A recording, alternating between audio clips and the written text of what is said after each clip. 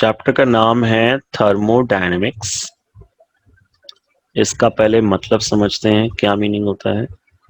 ये दो वर्ड से मिलकर बना है, एक है थर्म और दूसरा है डायनेमिक। थर्म वर्ड का मतलब होता है हीट और डायनेमिक वर्ड का मतलब होता है मोशन। इसका मतलब हीट का जो मोशन होता है उसे हम बोलते हैं थर्मोडायनेमिक्स। ये सब बातें आपको समझाने के लिए थी कि इस चैप्टर का मीनिंग क्या होता है। अब बात करते हैं, इस चैप्टर को हमने 3 सेक्शंस में डिवाइड किया है।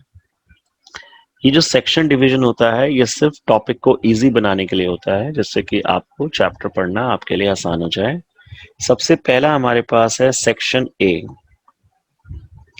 नेक्स्ट सेक्शन बी, नेक्स्ट है सेक्शन सी।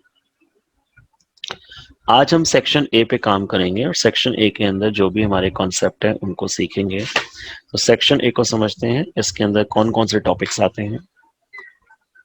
सेक्शन ए में सबसे पहला टॉपिक हमारे पास है, इसका नाम है system and it's surroundings. Section A में सेकंड टॉपिक हमारे पास है टाइप्स ऑफ सिस्टम। कितने टाइप का सिस्टम होता है हमें यह समझना है। थर्ड होता है इंटेंसिव प्रॉपर्टीज। फोर्थ होता है एक्सटेंसिव प्रॉपर्टीज। फिफ्थ होता है state of a system. Sixth है स्टेट वेरिएबल्स। सेवेंथ है स्टेट फंक्शन। एट्थ है thermodynamic process and its types. Ninth है zeroth law of thermodynamics. Tenth है first law of thermodynamics. 11th है heat at constant volume. 12th है heat at constant pressure. 13th हमें पढ़ना है heat content. 14th है heat capacity. Chapter के अंदर कंटेंट्स बहुत ज्यादा हैं और उसमें से भी सेक्शन ए में बहुत ज्यादा कंटेंट्स हैं। सेक्शन बी के अंदर थोड़े कम हो जाते हैं और सेक्शन सी में और भी कम हो जाते हैं। बेसिकली सेक्शन ए के अंदर हम चैप्टर के अंदर यूज होने वाली टर्म्स को पढ़ेंगे, इसीलिए नंबर ऑफ टॉपिक्स इसमें बहुत ज्यादा है, लेकिन सभी छोटे टॉपिक्स हैं जो जल्दी जल्दी कवर अप हो जाते हैं। तो इसमें सबसे पहला टॉपिक हमारे पास आता है सिस्टम एंड सराउंडिंग्स। अभी हम सेक्शन बी और सेक्शन सी के कंटेंट्स नहीं बता रहे हैं, जब उसको स्टार्ट करेंगे तब बताया जाएगा। तो सबसे पहला टॉपिक हम बात कर रहे हैं सिस्टम एंड सराउंडिंग्स। ये क्या होता है बेटा, इसको समझते हैं। फिजिक्स में एक वर्ड बहुत ज्यादा यूज होता है जिसका नाम है ऑब्जेक्ट। जैसे आप फिजिक्स में क्वेश्चंस करते हैं an object of mass 10 kilograms या फिर an object of mass 100 kgs moving with a velocity. तो जैसे हम फिजिक्स में ऑब्जेक्ट वर्ड यूज करते हैं, इसी तरह से केमिस्ट्री में एक वर्ड यूज होता है सिस्टम। सिस्टम का मतलब होता है पूरे यूनिवर्स में से आप जिस भी बॉडी के बारे में सोच रहे हैं उसे हम सिस्टम कहते हैं। जैसे कि मैंने कहा कि मेरे पास एक कप चाय है। अब मैंने पूरे यूनिवर्स में से बस एक कप चाय को ही सोचा है। चाय के इस कप को अगर मैं सिस्टम बोलूंगा, इस कप को छोड़कर पूरे यूनिवर्स में जो भी चीजें बची, आप, मैं, टेबल, चेयर, जो भी यूनिवर्स में चीजें बची, उसको सराउंडिंग बोला जाएगा। आप पूरे यूनिवर्स में से जिस भी बॉडी को कंसिडर करते हैं उसे सिस्टम कहते हैं, और सिस्टम को छोड़कर यूनिवर्स में सिस्टम को माइनस करें तो बाकी पार्ट जो बचता है उसे सराउंडिंग कहते हैं। तो डिफाइन कैसे करेंगे इसे? A part of a universe that is chosen for thermodynamic consideration is known as system, and the remaining part of the universe excluding system is known as its surroundings. कितने type का system होता है? Types of system. तो example से समझेंगे। हमारे पास एक cup है, इसमें हमने चाय ली है। यहाँ पे हमने चाय ली है, चाय धीरे धीरे धीरे वेपोराइज हो रही है और जो चाय की हीट है वो भी सराउंडिंग में जा रही है।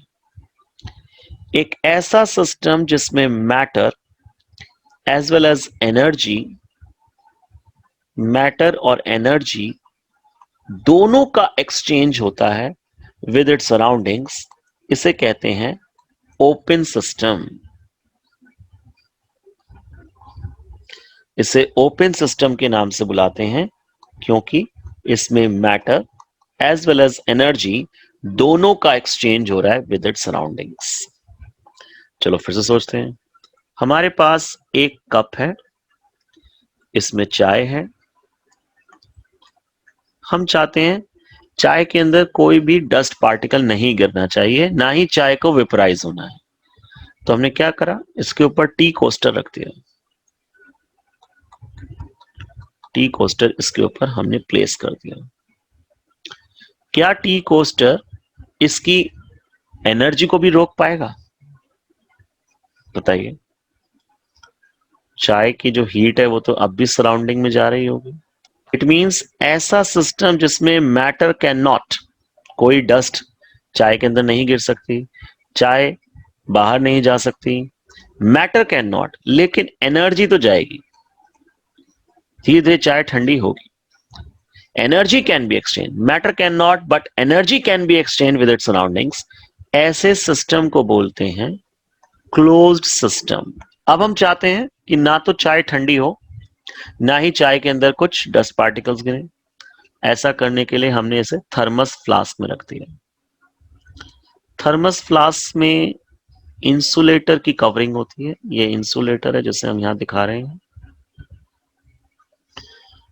ऊपर से पूरा कवर्ड कर रखा है। इस तरह की ये इंसुलेटर कवरिंग है जो चाय को गर्म रखता है, हीट को बाहर जाने नहीं देता है। इट मींस मैटर भी बाहर नहीं जा सकता, ना ही एनर्जी बाहर जा सकती, कोई बाहर नहीं जा सकता। चाय एज इट इज अंदर ही रहेगी।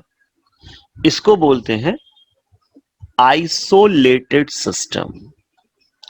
आइसोलेटेड सिस्टम वो सिस्टम होता है जिसमें neither matter nor energy can be exchange with its surroundings. This is called isolated system. तो देखिए, मैंने कहा था छोटे टॉपिक्स हैं, हमने पहला टॉपिक पूरा कर लिया, टाइप्स ऑफ सिस्टम भी कर लिया, सिस्टम एंड सराउंडिंग्स क्या होता है सीख लिया, सिस्टम कितने टाइप के होते हैं ये भी सीख लिया। अब हम बात करते हैं इंटेंसिव प्रॉपर्टीज की। इंटेंसिव प्रॉपर्टीज वो प्रॉपर्टीज होती हैं जो मैटर, जो भी सिस्टम के अंदर मैटर लिया गया है उस पर डिपेंडेंट होती है। इन्हें हम इंटेंसिव प्रॉपर्टीज कहते हैं। जैसे कि एग्जाम्पल के तौर पर मेरे पास 1 ड्रॉप वाटर है या 1 ग्लास पानी है या 1 बकेट पानी है। इन सभी में वाटर की डेंसिटी कितनी होगी? आंसर इज सेम, 1 ग्राम पर ml। जो डेंसिटी है वो कभी इस बात पे डिपेंडेंट नहीं होती है कि आपने अमाउंट कितनी ली है। डेंसिटी एक ऐसी प्रॉपर्टी है जो मटेरियल की प्रॉपर्टी होती है और अमाउंट से इंडिपेंडेंट होती है। ऐसी प्रॉपर्टीज जो हमेशा कांस्टेंट रहती हैं फॉर अ मटेरियल, अमाउंट के साथ कम ज्यादा नहीं होती हैं, उन्हें कहते हैं इंटेंसिव प्रॉपर्टीज। जैसे कि डेंसिटी एक इंटेंसिव प्रॉपर्टी है। इसी तरह से रिफ्रैक्टिव इंडेक्स, जूनियर क्लास में आपने पढ़ा है, हर एक सब्सटेंस का रिफ्रैक्टिव इंडेक्स अलग अलग होता है। सब्सटेंस की अमाउंट कम या ज्यादा होने से रिफ्रैक्टिव इंडेक्स भी कम या ज्यादा नहीं होता है। इसी तरह से हमारे पास है कोएफिशिएंट ऑफ विस्कोसिटी। ये भी एक लिक्विड के लिए कांस्टेंट होता है। इसी तरह से हमारे पास होते हैं boiling point, melting point. Similarly हमारे पास है अल्फा, जिसका नाम होता है coefficient of linear expansion, beta coefficient of superficial expansion, gamma coefficient of volume expansion. ये सब कांस्टेंट होते हैं। ऐसे आपने पढ़ा है रो, जिसे हम बोलते हैं रेजिस्टिविटी ऑफ अ मटेरियल, ऐसे ही हमारे पास होता है कंडक्टिविटी, जिसे हम इस सिंबल से रिप्रेजेंट करते हैं। ये सभी कांस्टेंट टर्म्स होती हैं फॉर अ मटेरियल, और किसी भी मटेरियल की इंटेंस यानी उसकी अंदर की प्रॉपर्टीज होती हैं, इसीलिए इन्हें इंटेंसिव प्रॉपर्टीज कहते हैं। इस पे क्वेश्चन बन सकता है कि आपके सामने 4 ऑप्शन होंगे और कहा जाएगा बताइए इनमें से कौन सी इंटेंसिव प्रॉपर्टी नहीं है या कौन सी इंटेंसिव प्रॉपर्टी है। वो प्रॉपर्टी जो एक कांस्टेंट होती है किसी सब्सटेंस के लिए, वो इंटेंसिव होती है। अब इसका दूसरा पार्ट सोचते हैं, एक्सटेंसिव प्रॉपर्टीज कौन सी होती हैं। एक्सटेंसिव प्रॉपर्टीज वो प्रॉपर्टीज होती हैं जो अमाउंट के साथ चेंज हो जाती हैं। जैसे कि आपके पास एक ग्लास है, आपने ग्लास ऊपर तक पानी से भर दिया। अब आपने इसका मास लिया, लेट्स से मास आपके पास आ रहा है, मान लेते हैं हमारे पास मास आ रहा है 200 ग्राम्स।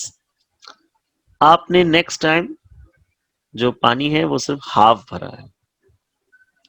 अब मास आपने निकाला, ये मास आ रहा है 100 ग्राम्स।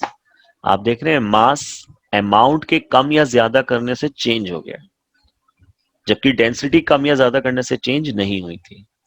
ऐसी प्रॉपर्टीज जो अमाउंट को चेंज करने से चेंज हो जाती है, जैसे कि मास, इसे बोलते हैं एक्सटेंसिव प्रॉपर्टी। इसी तरह वॉल्यूम अगर हम देखें तो पानी का वॉल्यूम भी कम या ज्यादा हो चुका है। सिमिलरली हमारे पास होती है एंथैल्पी, ये हम आगे चैप्टर में पढ़ेंगे। हमारे पास है entropy, we have Gibbs free energy. ये सभी ऐसी प्रॉपर्टीज होती हैं जो सिस्टम के अंदर हमने जो भी मटेरियल लिया है उसकी अमाउंट को कम या ज्यादा करने से बदल जाती हैं। ऐसी प्रॉपर्टीज को बोलते हैं एक्सटेंसिव प्रॉपर्टीज। अब नेक्स्ट आते हैं स्टेट ऑफ अ सिस्टम। ये क्या होता है इसको समझेंगे। अगर हमारे पास एक ग्लास है, इस ग्लास में हमने यहां तक पानी भरा है, हमने इसे सिस्टम का नाम दिया है, हमारे लिए ये सिस्टम है। तो हमें बताना होगा कि हमने जो वेसल लिया है इसका वॉल्यूम कितना है, साथ में बताना है टेम्परेचर कितना है, कितना प्रेशर लिया गया है, किस सब्सटेंस को हमने लिया है यानी मैटर हमने कौन सा लिया है। हमें बताना पड़ेगा उस मैटर का कितना वॉल्यूम है, वॉल्यूम ऑफ मैटर बताना है कितना लिया है। साथ में बताना है उसका नेम क्या है, उसका मॉलिक्यूलर फॉर्मूला क्या है, उसका मॉलिक्यूलर मास क्या है। ये सब बातें सिस्टम को डिस्क्राइब करने के लिए बताई जाती हैं। जैसे कि इस पे एक रेलेवेंट एग्जांपल लेते हैं कि आप किसी स्पोर्ट्स क्लब को ज्वाइन करते हैं और जैसे ही आप फर्स्ट डे जाते हैं वहां पर, तो आपको एक फॉर्म दिया जाता है, एडमिशन फॉर्म, जिसमें आपसे कुछ क्वेश्चंस पूछे जाते हैं। उस फॉर्म में सबसे पहले आपको बताना है आपका नेम क्या है, फिर आपको बताना है फादर्स नेम क्या है, मदर्स नेम क्या है, आपको बताना है कि आपकी एड्रेस कौन सा है, आपको बताना है आपका मोबाइल नंबर कौन सा है। इसी तरह आपको पूछा जाएगा कि आपकी एज कितनी है, आपकी डेट ऑफ बर्थ क्या है, या आपकी ईमेल आईडी क्या है। ये सब बेसिक बातें जरूरी हैं जिससे कि आपका एक छोटा सा इंट्रोडक्शन हो, और उस एडमिशन फॉर्म में जब ये आप सारी डिटेल्स भरते हैं तब जाके आपकी स्टेट को पता लगता है। तो अगर एक स्टूडेंट को मैं कहता हूं कि वो एक सिस्टम है और मुझे उसकी स्टेट पूछी जाए कि उस स्टूडेंट की क्या स्टेट है, तो मुझे ये कुछ बातों के बारे में उनसे क्वेश्चन करने होंगे। नेम बताइए, father's name, mother's name, address, mobile number, age, date of birth, email ID and so on. School name भी हम बोल सकते हैं, या आगे पढ़ाई कर रहे हैं तो फिर हम कॉलेज नेम पूछ सकते हैं। अब आप सोचिए इनमें से कितनी चीजें एक स्टूडेंट के लिए कांस्टेंट रहेंगी। तो उस स्टूडेंट के लिए उसका नाम कांस्टेंट है भाई, फादर्स नेम भी कांस्टेंट है, मदर्स नेम कांस्टेंट है। एड्रेस बताइए, क्या एड्रेस लाइफ टाइम के लिए नहीं वेरिएबल हो। मोबाइल नंबर कांस्टेंट है वेरिएबल है? वेरिएबल वेरिएबल है, चेंज हो सकता है। एज कांस्टेंट है वेरिएबल है? वेरिएबल वेरिएबल है। डेट ऑफ बर्थ कांस्टेंट है, वेरिएबल है? कांस्टेंट।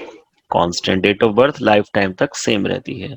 ईमेल आईडी वेरिएबल है, कांस्टेंट है? वेरिएबल। वेरिएबल है। इसी तरह से स्कूल का नाम वेरिएबल है, कांस्टेंट है? एक और वेरिएबल। कॉलम, एक और कॉलम ऐड कर देते हैं, जेंडर। बताइए बेटा, स्कूल का नाम भी वेरिएबल आपने बोला है, gender variable, constant? Constant. Constant. Constant. तो इसका मतलब हो गया कि एक स्टूडेंट को अगर हम सिस्टम बोल रहे हैं, उसको डिस्क्राइब करने के लिए कुछ बातें हमें बतानी होती हैं। उन कुछ बातों में से certain things are constant while other things are variable. कौन सी कांस्टेंट, कौन से वेरिएबल, ये आपने खुद देखा। अब इसी तरह यहां पे सोचिए, हमारे पास ये जो वेसल है, इसके वॉल्यूम की हम बात कर रहे हैं। ये हमने कितना वॉल्यूम लिया है। इसी तरह टेम्परेचर, ये वेरिएबल है। टेम्परेचर को कम ये भी ज्यादा कर वेरिएबल। सकते हैं, ये भी वेरिएबल है। प्रेशर को कम ज्यादा कर सकते हैं, ये भी वेरिएबल है। मैटर, मैटर हमने H2O लिया है। अब कांस्टेंट। पानी तो हमेशा ही H2O बोला जाएगा ना, तो ये कांस्टेंट हो गया। वॉल्यूम ऑफ मैटर, इसको कम ज्यादा कर सकते हैं, यस, आप कम ले लो, इसे ज्यादा ले लो, ये वेरिएबल बन गया। कौन? Name, variable, H2O sorry. का नाम हमेशा सेम रहेगा, दैट्स व्हाई कांस्टेंट हो गया। उसका मॉलिक्यूलर मास, मॉलिक्यूलर फॉर्मूला भी हमेशा एक कांस्टेंट ही रहेगा। जिस तरह आपने अभी नेम के एग्जांपल समझा कि स्टूडेंट को हम अलग अलग नेम से हम उसको कांस्टेंट और वेरिएबल बोल सकते हैं, स्टूडेंट के इंट्रोडक्शन को, इसी तरह से हम सिस्टम के अंदर भी वेरिएबल और कांस्टेंट्स को ढूंढ सकते हैं। अब वो चीजें जो एक सिस्टम को बताने में हमेशा कांस्टेंट रहती हैं, उन्हें हम स्टेट कांस्टेंट्स कहते हैं। वाइल वो चीजें जो उसको डिस्क्राइब करने में चेंज हो जाती हैं, जैसे वॉल्यूम, टेम्परेचर, प्रेशर, ये सब चीजें चेंज हो सकती हैं सिस्टम को डिस्क्राइब करने के लिए, इन सभी चीजों को बोलते हैं स्टेट वेरिएबल। और जो चीजें कांस्टेंट रहती हैं, उन्हें बोलते हैं स्टेट कांस्टेंट्स। जैसे कि नाम, किसी सब्सटेंस का नाम हमेशा सेम ही रहेगा ना, पानी का नाम H2O ही है, इसका फॉर्मूला H2O ही बोला जा रहा है, तो नाम एक कांस्टेंट हो गया, उसका मॉलिक्यूलर फॉर्मूला कांस्टेंट हो गया, उसका मॉलिक्यूलर मास कांस्टेंट हो गया। लेकिन अगर हम कहें उसका प्रेशर वेरिएबल बन गया, इसलिए इसे बोलते हैं स्टेट वेरिएबल। तो क्या क्या बन गए? प्रेशर एक स्टेट वेरिएबल है, वॉल्यूम एक स्टेट वेरिएबल है, टेम्परेचर एक स्टेट वेरिएबल है। अब हम बात करते हैं स्टेट फंक्शन की। ये क्या चीज होती है, इसको समझेंगे। लेट्स से हमारे पास एक सिस्टम की इनिशियल स्टेट है ए, हमें इस सिस्टम को बी स्टेट पे पहुंचाना है। हम ए से बी इस मेथड से जा सकते हैं, इस मेथड से भी जा सकते हैं, इस मेथड से भी जा सकते हैं, इससे भी जा सकते हैं, इससे भी जा सकते हैं। जब एक सिस्टम की स्टेट को वन स्टेट से दूसरी स्टेट में चेंज कर देते हैं, और इससे कोई फर्क नहीं पड़ता कि हम कौन सा पाथ लेते हैं उस सिस्टम की स्टेट को चेंज करने के लिए, ऐसे फंक्शन को स्टेट फंक्शन कहते हैं। चलो एग्जांपल से समझते हैं। लेट्स से एक स्टूडेंट है, उसका घर है रजौरी गार्डन, और उस स्टूडेंट को पहुंचना है जनकपुरी। उसकी इनिशियल स्टेट रजौरी गार्डन है, और उसे पहुंचना है, स्कूल मान लेते हैं उसका जनकपुरी है, तो उसे रजौरी गार्डन से जनकपुरी पहुंचना है। पहला तरीका, वो ऑटो लेता है और जनकपुरी पहुंच जाता है। दूसरा तरीका, वो स्कूल बस से जनकपुरी पहुंचता है। तीसरा तरीका, वो मेट्रो से जनकपुरी पहुंचता है। नेक्स्ट तरीका, उसके फादर उसे कार से जनकपुरी छोड़ देते हैं। नेक्स्ट तरीका, फ्रेंड की स्कूटी पे बैठ के जनकपुरी पहुंच जाता है। अब स्कूल को इससे मतलब नहीं है कि आप किस मोड ऑफ ट्रांसपोर्ट से आए, सिस्टम को एक स्टेट से दूसरी स्टेट में कन्वर्ट होना है, इसको हम स्टेट फंक्शन बोलेंगे। चलिए इसे एक और एग्जांपल से समझेंगे। हमारे पास एक ग्लास पानी है, इस पानी का टेम्परेचर 25 डिग्री सेंटीग्रेड है। मैंने कहा मुझे ये पानी 70 डिग्री सेंटीग्रेड का चाहिए। अब पानी को एक स्टेट से दूसरी स्टेट में कन्वर्ट करना है। अभी हमने पढ़ा था स्टेट का मतलब होता है जिसमें हम किसी भी सिस्टम के बारे में बताते हैं कि उसका टेम्परेचर कितना है, प्रेशर कितना है, वॉल्यूम कितना है। यहाँ पे हमने टेम्परेचर बताया और टेम्परेचर को हम चेंज कर रहे हैं, बाकी सभी चीजों को कांस्टेंट रखा है। प्रेशर वॉल्यूम में नो चेंज, ओनली टेम्परेचर को हम चेंज कर रहे हैं, उसे हम 25 डिग्री सेंटीग्रेड से 70 डिग्री सेंटीग्रेड पर लेकर आ रहे हैं। तो पहला तरीका है कि हम गैस स्टोव ऑन करते हैं और गैस स्टोव से पानी का टेम्परेचर को बदल देते हैं। दूसरा तरीका, हम माइक्रोवेव से भी इसको चेंज कर सकते हैं। माइक्रोवेव के अंदर हमने ग्लास ऑफ वाटर रखा और टेम्परेचर को हम हाई पे ले गए। ये भी हो सकता है कि हमारे पास सोलर कुकर है और उसके थ्रू हम पानी को गर्म कर लेते हैं। ये भी हो सकता है कि हमारे पास इलेक्ट्रिक केटल है, उसके थ्रू पानी गर्म कर लेते हैं। ये भी हो सकता है कि हमारे पास गीजर है और उसके थ्रू पानी गर्म कर लेते हैं। हमने ये नहीं कहा कि पानी को किस मेथड से गर्म करें, हमने सिर्फ ये बोला है कि पानी की इनिशियल स्टेट है 25 डिग्री सेंटीग्रेड, फाइनल स्टेट बनानी है 70 डिग्री सेंटीग्रेड। 25 से 70 पहुंचना है, किसी भी मेथड से पहुंचना है, ये इंडिपेंडेंट है कि कौन सा मेथड हम चूज करते हैं। इसे बोलते हैं स्टेट फंक्शन। तो हमने सीखा कि स्टेट फंक्शन क्या है, ये टॉपिक भी हमने कर लिया। स्टेट वेरिएबल सीख लिया, स्टेट फंक्शन सीख लिया। तो तीनों टॉपिक हमारे कवर अप हो गए। मैंने पहले ही कहा था सेक्शन के अंदर नंबर ऑफ टॉपिक्स बहुत ज्यादा लग रहे हैं, लेकिन अल्टीमेटली इनके अंदर अगर आप देखेंगे तो सारे टॉपिक्स बहुत छोटे छोटे टॉपिक्स हैं। अगले टॉपिक पे आते हैं। अगले टॉपिक अब हम बात कर रहे हैं थर्मोडायनेमिक प्रोसेस की। जब भी किसी सिस्टम में स्टेट में चेंज होता है तो इसे थर्मोडायनेमिक प्रोसेस कहते हैं। लेट्स से एक सिस्टम है जिसमें टेम्परेचर T1 है, प्रेशर P1 है, वॉल्यूम V1 है। इसके किसी भी स्टेट वेरिएबल को चेंज कर दिया जाए, फॉर एग्जाम्पल हमने टेम्परेचर को T2 कर दिया, प्रेशर P1 ही है, वॉल्यूम V1 है, तो इसका मतलब एक थर्मोडायनेमिक प्रोसेस हुआ है। A thermodynamic process is said to be occur when a state of a system changes from one form to another. अब ये जो थर्मोडायनेमिक प्रोसेस होते हैं ये वेरियस टाइप्स के होते हैं। तो सबसे पहला टाइप इसमें हम डिस्कस कर रहे हैं, ये होता है आइसोथर्मल प्रोसेस। आइसोथर्मल प्रोसेस, इसका क्या मतलब है इसको समझेंगे। एक ऐसा थर्मोडायनेमिक प्रोसेस जो कांस्टेंट टेम्परेचर पर होता है। इसका मतलब कुछ भी चेंज हो सकता है, प्रेशर चेंज हो सकता है, वॉल्यूम चेंज हो सकता है, लेकिन टेम्परेचर चेंज नहीं होना चाहिए। सो आइसोथर्मल प्रोसेस क्या होता है, वो प्रोसेस जो कांस्टेंट टेम्परेचर पर होता है। इसका मतलब डेल्टा टी की वैल्यू 0 होगी, उसे आइसोथर्मल प्रोसेस कहते हैं। इसी तरह नेक्स्ट होता है आइसोबारिक प्रोसेस। बताइए बेटा, बार किसकी यूनिट होती है? बार यूनिट होती है प्रेशर की। इसीलिए वो प्रोसेस जो कांस्टेंट प्रेशर पर होता है इसको बोलते हैं आइसोबारिक प्रोसेस, और यहां डेल्टा पी की वैल्यू 0 ली जाती है। इसी तरह से हमारे पास थर्ड होता है आइसोकोरिक प्रोसेस। कोर वर्ड हम यूज करते हैं वॉल्यूम के लिए।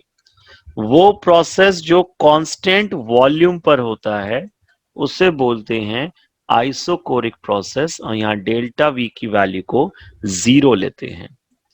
फोर्थ हमारे पास होता है एडियाबैटिक प्रोसेस।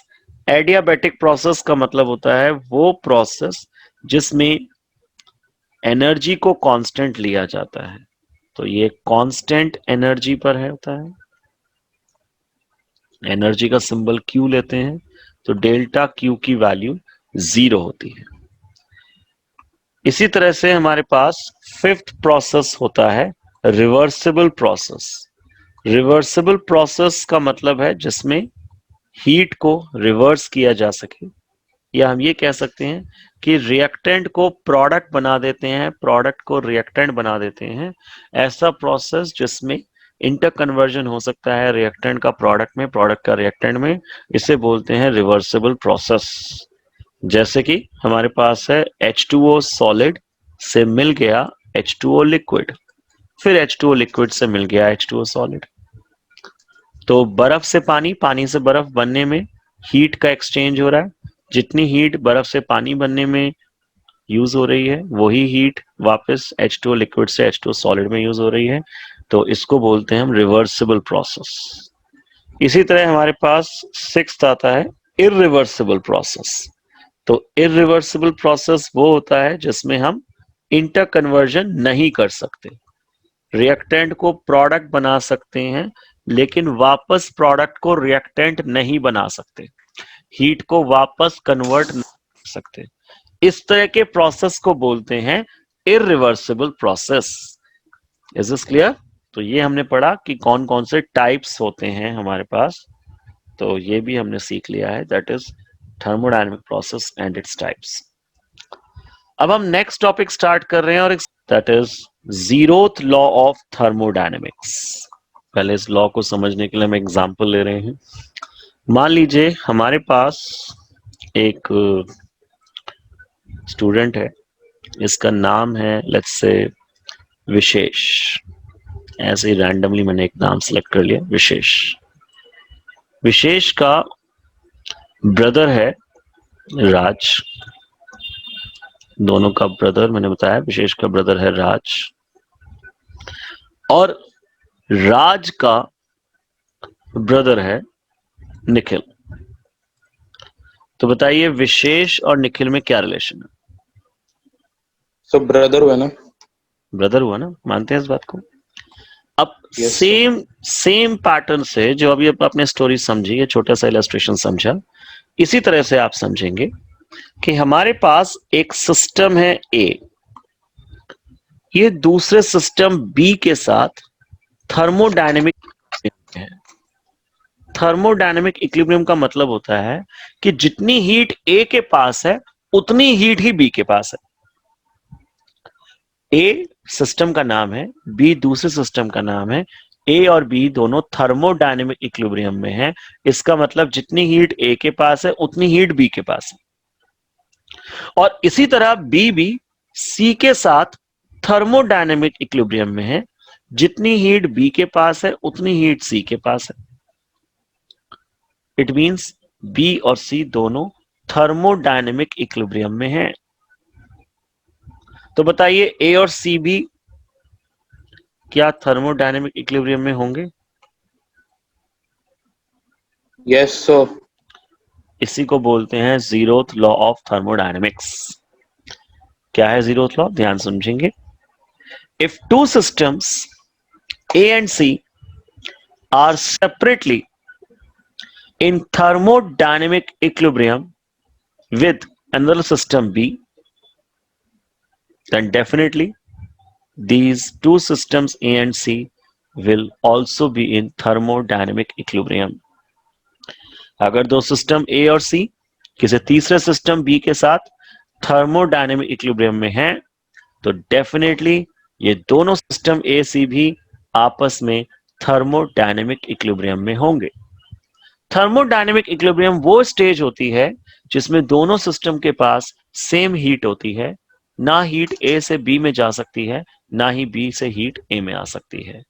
इस तरह की सिचुएशन को थर्मोडायनेमिक इक्विलिब्रियम कहते हैं। अब हम नेक्स्ट टॉपिक पढ़ रहे हैं और इस नेक्स्ट टॉपिक का नाम होता है first law of thermodynamics.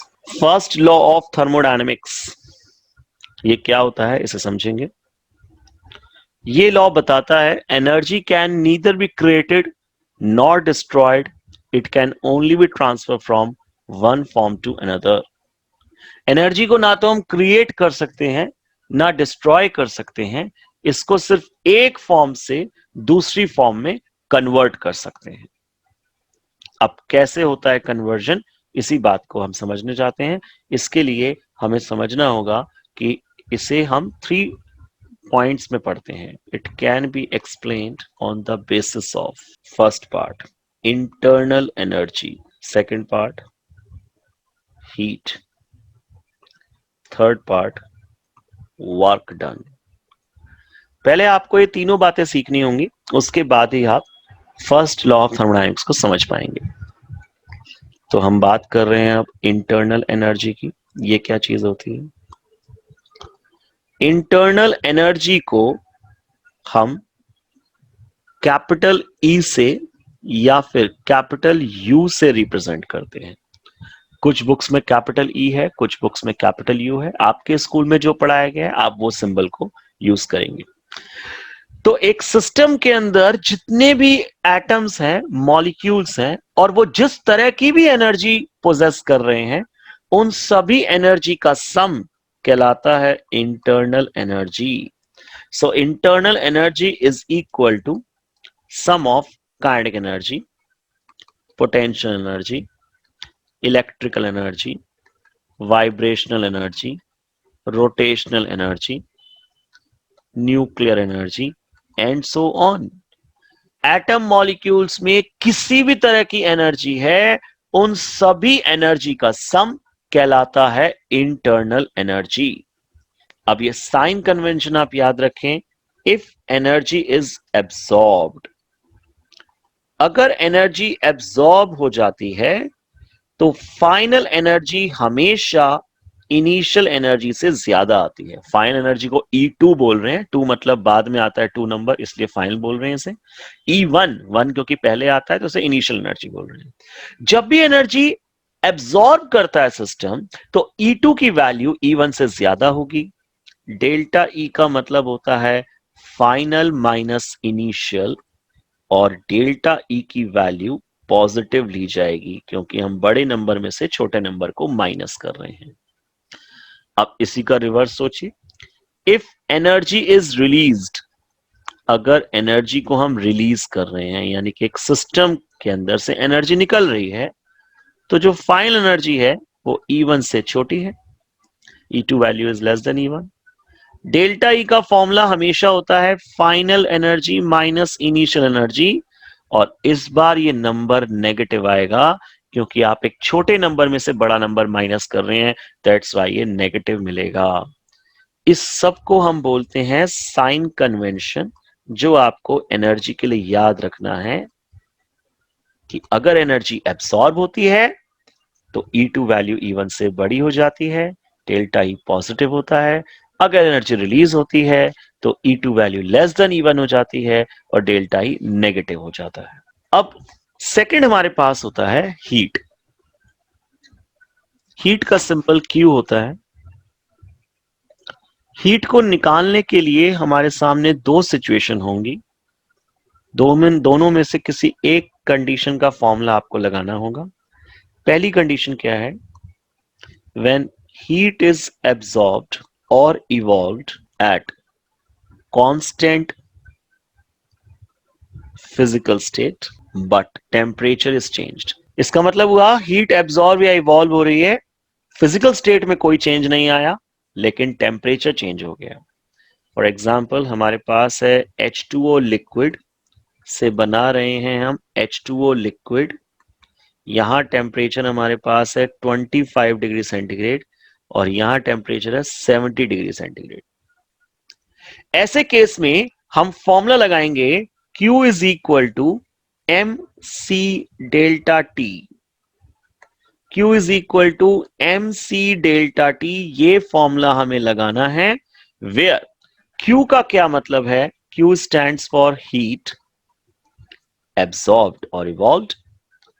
M का मतलब होता है मास ऑफ मैटर, जो भी हमने सिस्टम के अंदर मैटर लिया है उसका मास। डेल्टा T का मतलब होता है चेंज इन टेम्परेचर। तो इस केस में हम टेम्परेचर चेंज ऐसे लिखेंगे 70 degree centigrade minus 25 degree centigrade. और स्मॉल c का मतलब होता है स्पेसिफिक हीट कैपेसिटी। किसी भी मटेरियल के लिए स्पेसिफिक हीट कैपेसिटी एक तरह की इंटेंसिव प्रॉपर्टी होती है, कांस्टेंट नंबर होता है। तो स्पेसिफिक हीट कैपेसिटी एक इंटेंसिव प्रॉपर्टी है जो अलग अलग मटेरियल के लिए अलग अलग होती है। जैसे अमोनिया के लिए अलग है, पानी के लिए अलग है, ग्लूकोज के लिए अलग है, अलग अलग सब्सटेंस की स्पेसिफिक हीट कैपेसिटी अलग अलग होती है। ये सारी वैल्यूज आपको दी जाएंगी। इन सभी वैल्यूज को आप इस फॉर्मूले में पुट करिए, Q is equal to MC delta T formula लगाइए और आंसर आ गया। अब दूसरी सिचुएशन क्या बन सकती है? जब हीट एब्सॉर्ब्ड या इवॉल्व हो रही है, व्हेन हीट इज एब्सॉर्ब्ड और evolved at constant temperature but physical state is changed. इस बार टेम्परेचर कांस्टेंट है लेकिन फिजिकल स्टेट को चेंज कर दिया गया है। जैसे कि हमारे पास है H2O लिक्विड से बना दिया H2O सॉलिड। आप जानते हैं H2O लिक्विड को वाटर बोलते हैं, H2O सॉलिड को हम आइस बोलते हैं। तो बर्फ से पानी, पानी से बर्फ, दो चीजें बन रही हैं। ये भी टेम्परेचर हमें यहाँ पे बताया गया है, दैट इज 0 डिग्री सेंटीग्रेड। यहाँ भी टेम्परेचर 0 डिग्री सेंटीग्रेड है। तो 0 डिग्री सेंटीग्रेड की बर्फ को 0 डिग्री सेंटीग्रेड के पानी में कन्वर्ट करना है, या उल्टा 0 डिग्री सेंटीग्रेड के पानी को 0 डिग्री सेंटीग्रेड की बर्फ बनाना है। तो ऐसे केस में हमें फॉर्मूला लगाना होगा Q is equal to ml। अब ये क्या चीज होती है? वेयर Q का मतलब होता है हीट एब्जॉर्ब्ड और इवॉल्व्ड।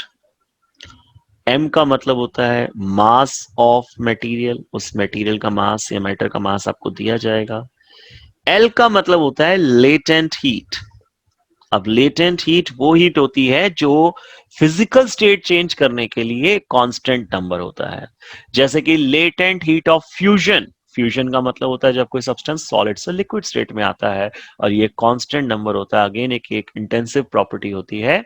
इसी तरह से लेटेंट हीट ऑफ वेपोराइजेशन, जब कोई सब्सटेंस लिक्विड से गैसेस स्टेट में आता है, या फिर लेटेंट हीट ऑफ सब्लिमेशन, जब कोई सब्सटेंस सॉलिड स्टेट से डायरेक्टली गैसेस स्टेट में आता है। तो ये जो तीन हीट हमने बताई, latent heat of fusion, latent heat of vaporisation, latent heat of sublimation, ये किसी मटेरियल के लिए कांस्टेंट नंबर है, या हम कह सकते हैं मटेरियल के लिए इंटेंसिव प्रॉपर्टी है। ये वैल्यू आपको दी जाएंगी, यहां से आप Q निकाल लेंगे और इस तरह से Q को आप लगा देंगे। तो जब भी हीट निकालने के ऊपर क्वेश्चन आए तो आपको ये पता होना चाहिए कि हीट हमें किस कंडीशन पे निकालनी है। क्या हमें टेम्परेचर चेंज कर रहे हैं और फिजिकल स्टेट को कांस्टेंट रख रहे हैं, या फिजिकल स्टेट को चेंज कर रहे हैं, टेम्परेचर कांस्टेंट रख रहे हैं। उसके अकॉर्डिंगली आप फॉर्मूला का सिलेक्ट करें, फॉर्मूला का सिलेक्शन करें, और तब जाके आप उसे अप्लाई कर सकते हैं। अब इसमें साइन कन्वेंशन समझ लेते हैं। जब भी हीट एब्जॉर्ब्ड होती है, इफ हीट इज एब्जॉर्ब्ड, तो बताइए सिस्टम को बेनिफिट हुआ या लॉस हुआ उसका?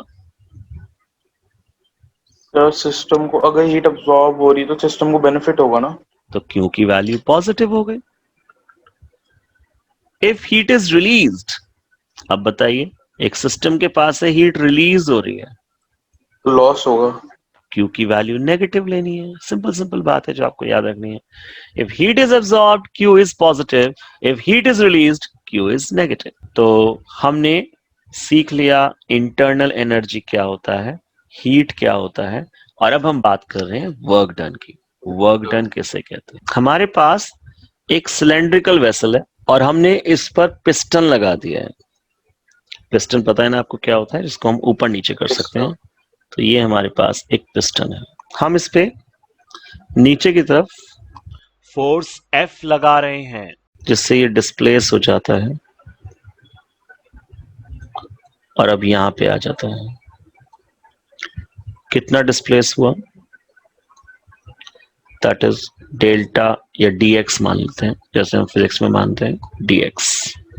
हमने इस पर F फोर्स लगाया और ये अपनी पोजीशन से नीचे की तरफ dx डिस्टेंस मूव हो गया। इस सिलेंड्रिकल वेसल का area of cross section A है, तो ये भी A है, ये भी A है, ये भी A है। इसे बोलते हैं एरिया ऑफ क्रॉस सेक्शन। अब मुझे वर्क डन निकालना है, तो वर्क डन का फॉर्मूला क्या हो जाता है, जैसे आपने फिजिक्स में पढ़ा है, that is force into displacement. छोटा सा वर्क डन है तो इसे हम dw बोल रहे हैं। फोर्स हमने F लगाया है, छोटा सा डिस्प्लेसमेंट है तो dx बोल रहे हैं। dw is equal to F into dx। अब हमें इसे इंटीग्रेट करना है, उसके लिए पहले F को सोच लेते हैं। सिंस हम जानते हैं pressure is equal to force upon area, तो बताइए फोर्स कितना हो जाएगा? Therefore pressure area into pressure into area, pressure into area into dx, हम ये लिख सकते हैं इसे। और we can write it as pressure into area into dx। आपको पता है एरिया इंटू एक्स, यानी एरिया इंटू हाइट को क्या बोलते हैं? वॉल्यूम। लेकिन ये तो एक्स नहीं है, ये तो चेंज इन हाइट है, जैसे हम dx बोल रहे हैं। तो ये क्या बन गया? Change in volume. तो dW is equal to pressure into change in volume. ये हमारे पास पहला फॉर्मूला बन के आ गया। फिर समझेंगे, एरिया इंटू हाइट को वॉल्यूम कहते हैं, लेकिन इस बार ये हाइट नहीं, ये चेंज इन हाइट है। ध्यान से देखो, अगर मैं इस तरह से इस बात को समझें कि यहां पहले वॉल्यूम कितना था, तो पहले वॉल्यूम देखिए बेटा इतना था। एक सिस्टम के घूमने के लिए इतना वॉल्यूम उसे मिला हुआ था, जो मैंने ब्लू से दिखाया है। अब सिस्टम को घूमने के लिए कितना वॉल्यूम मिल रहा है, तो उसको इतना वॉल्यूम मिल रहा है। राइट बेटा, जो मैंने ग्रीन से दिखाया है। Yes sir. वॉल्यूम उसे मिल रहा है। तो बताइए कितने वॉल्यूम में चेंज आ गया? तो चेंज इन वॉल्यूम मेरे पास ये रिमेनिंग वॉल्यूम में आ गया, जो मैंने ऑरेंज से दिखाया है। राइट बेटा, यस सर। तो इसलिए चेंज इन वॉल्यूम को जब हम प्रेशर से मल्टीप्लाई करते हैं तो हमारे पास dW निकल जाता है। अब हम इसे इंटीग्रेट कर लेते हैं। तो इंटीग्रेट कैसे करें? dW is equal to pressure into dV on integrating both sides. इसे दोनों साइड्स पे इंटीग्रेट करेंगे तो dW is equal to pressure into dV का इंटीग्रेशन। इंटीग्रेशन की लिमिट्स दीजिए, ये होता है 0, शुरू में वर्क डन 0 होगा, बाद में वर्क डन W होगा। शुरू में वॉल्यूम V1 होगा, बाद में वॉल्यूम V2 होगा। तो dW का इंटीग्रेशन W होता है और लिमिट्स होती हैं 0 to W is equal to pressure into dV का इंटीग्रेशन V होता है और लिमिट्स होती हैं V1 से लेकर V2 तक। अब क्या करते हैं, upper limit minus lower limit, W minus 0 is equal to pressure into upper limit minus lower limit V2 minus V1। जब हम इसको माइनस करेंगे तो क्या वैल्यू आ जाएगी बेटा? ये हमारे पास एक और फॉर्मूला बन गया। जो भी हम बॉक्स बना रहे हैं सारे फॉर्मूला बन रहे हैं। सिंस आइडियल गैस इक्वेशन में हमने क्या पढ़ा था? आइडियल गैस इक्वेशन में हमने सीखा था PV is equal to nRT। Therefore pressure को हम बोल सकते हैं nRT डिवाइड बाय V। इस वैल्यू को हम इक्वेशन नंबर 1 में रख रहे हैं। इक्वेशन नंबर 1 कहां है? इसको हम इक्वेशन नंबर 1 बोल रहे हैं। यहां इस वैल्यू को हम पुट कर रहे हैं। तो substituting the value of P in equation number 1, अब क्या होने वाला है?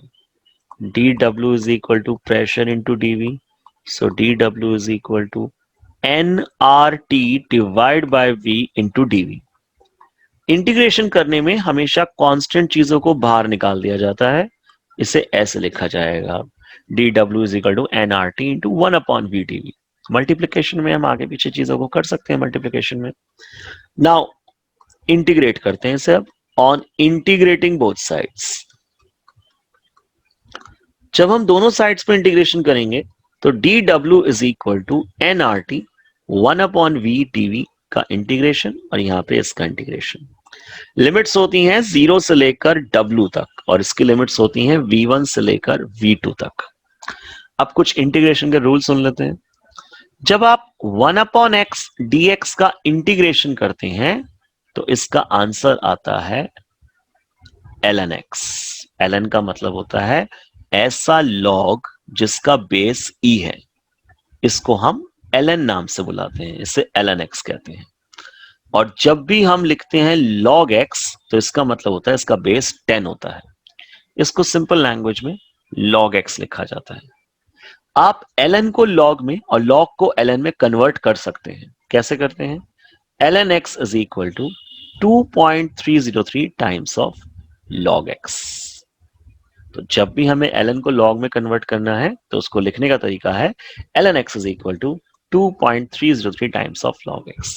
W का इंटीग्रेशन होता है W,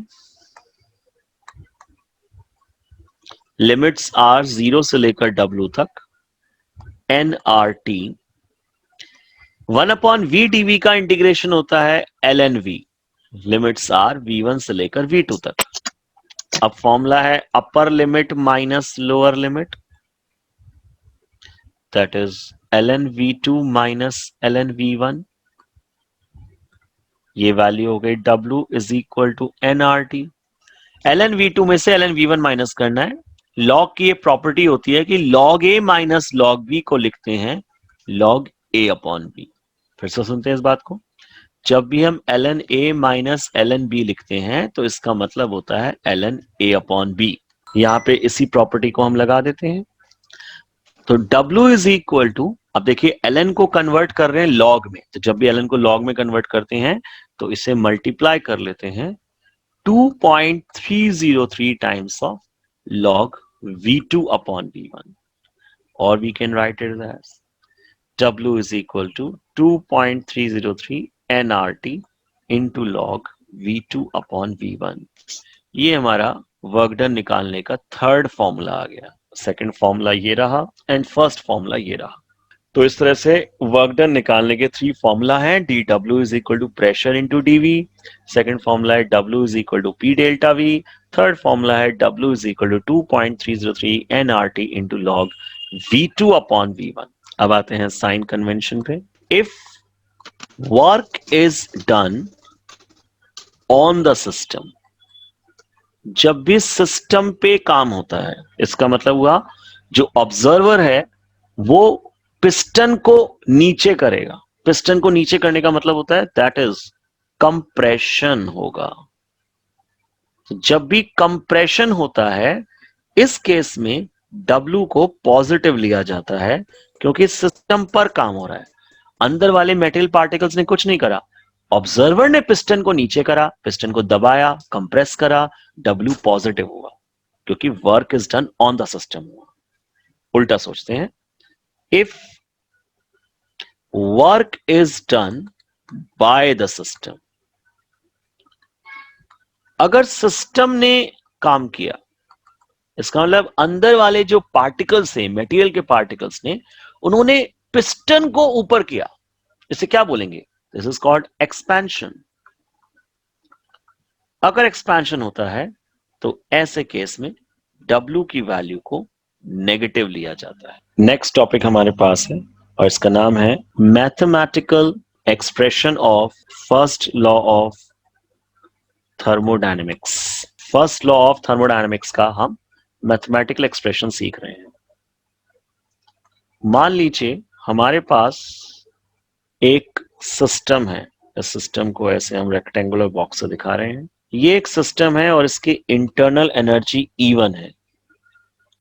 हमने इसमें Q हीट को एब्सॉर्ब कर दिया। If Q heat is absorbed, ध्यान से देखिए हीट एब्सॉर्ब हो रही है, तो एब्सॉर्ब होने से अब इसका वैल्यू को क्या लिया जाएगा?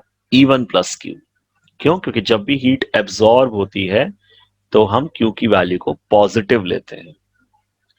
इसके बाद हम कहते हैं if W work is done on the system, हमने सिस्टम पर W वर्क डन किया है, तो ये वैल्यू क्या ली जाएगी? That is E1 plus Q plus W।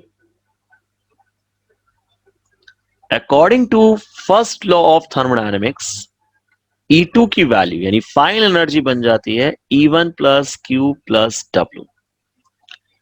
E2 E1 को एक साथ ले आते हैं तो E2 minus E1 is equal to Q plus W। Delta E is equal to Q plus W, और we can say that delta E is equal to Q plus P delta V, क्योंकि अभी हमने पढ़ा था कि W का formula होता है P डेल्टा V। तो मैथमेटिकल एक्सप्रेशन बन गई है फर्स्ट लॉ ऑफ थर्मोडायनेमिक्स की, delta E is equal to Q plus W या delta E is equal to Q plus P delta V। Condition apply, इसमें हमने हीट को एब्सॉर्ब माना है और work is done on the system माना है। अगर कुछ भी चीज आप रिवर्स लेंगे, हीट इज रिलीज्ड आप बोलेंगे या फिर work is done by the system आप बोलेंगे, तो उस वैल्यू को भी ऑपोजिट लेना होगा। जीरोथ लॉ हमने कर लिया है, फर्स्ट लॉ हमने सीख लिया है। अभी हमारे ये 4 टॉपिक इसमें बचे हुए हैं जो हमारे सेक्शन ए में ही आते हैं और फिर उन चारों टॉपिक के मतलब जितना भी सेक्शन ए में पढ़ा है उसके न्यूमेरिकल्स हमें सीखने हैं, तब जाके सेक्शन ए हमारा ओवर होगा। सो टॉपिक हमारे पास है अब हीट एट कांस्टेंट वॉल्यूम। ये कैसे निकालते हैं इसको समझेंगे। हीट एट कांस्टेंट वॉल्यूम, इसे डिनोट करते हैं क्यूवी से। हीट एट कांस्टेंट वॉल्यूम को क्यूवी से डिनोट करते हैं। So according to first law of thermodynamics हमने क्या सीखा अभी?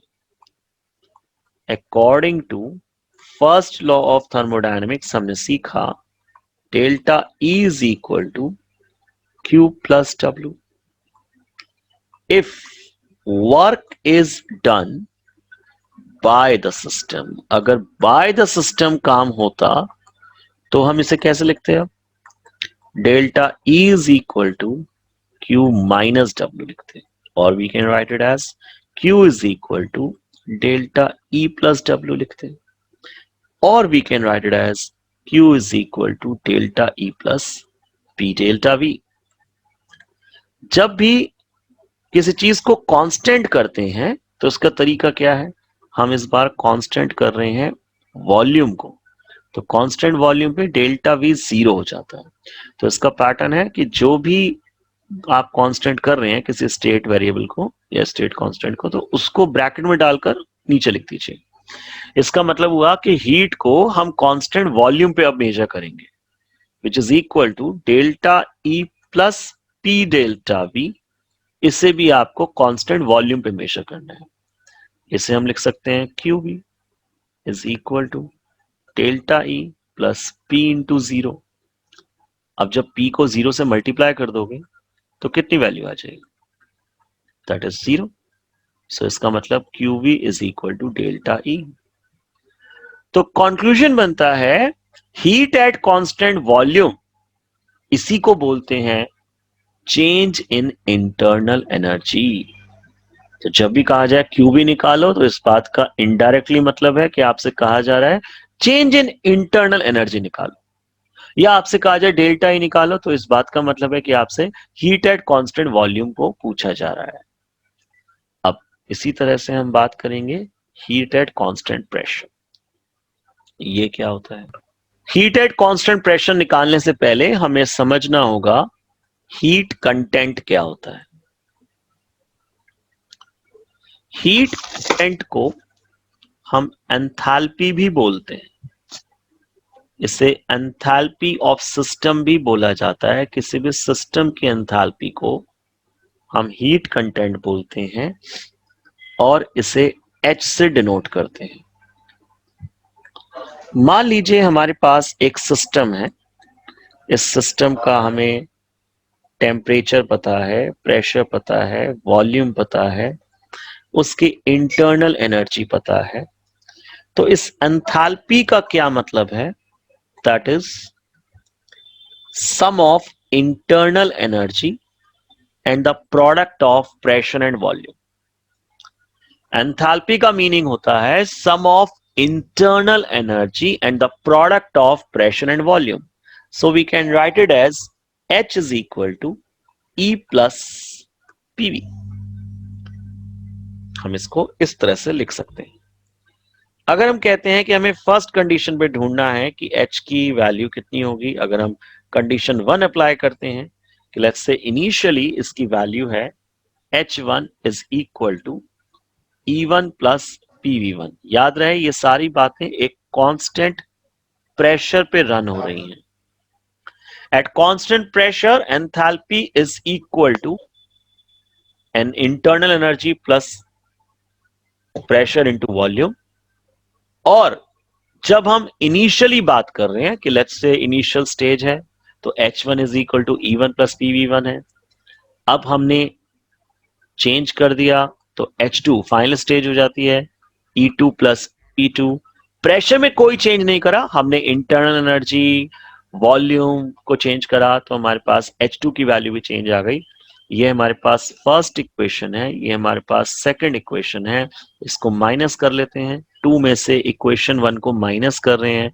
सो we can write it as H2 minus H1 is equal to E2 plus PV2 minus E1 plus PV1, bracket में डाल देते हैं इसे। इसका मतलब हो गया H2 minus H1 is equal to E2 minus E1 plus pressure into V2 minus V1, और we can write it as delta H is equal to delta E plus P delta V। ये हमारे पास एक formula आ गया। Heat content निकालने का formula होता है delta H is equal to delta E plus P delta V। इसी method को अप्लाई कर देते हैं यहां पर। हम इस बार निकाल रहे हैं हीट एट कांस्टेंट प्रेशर। तो ये कैसे लिखेंगे? हीट एट कांस्टेंट प्रेशर को हम QP से लिखते हैं बेटा, इसे QP साइन से डिनोट किया जाता है।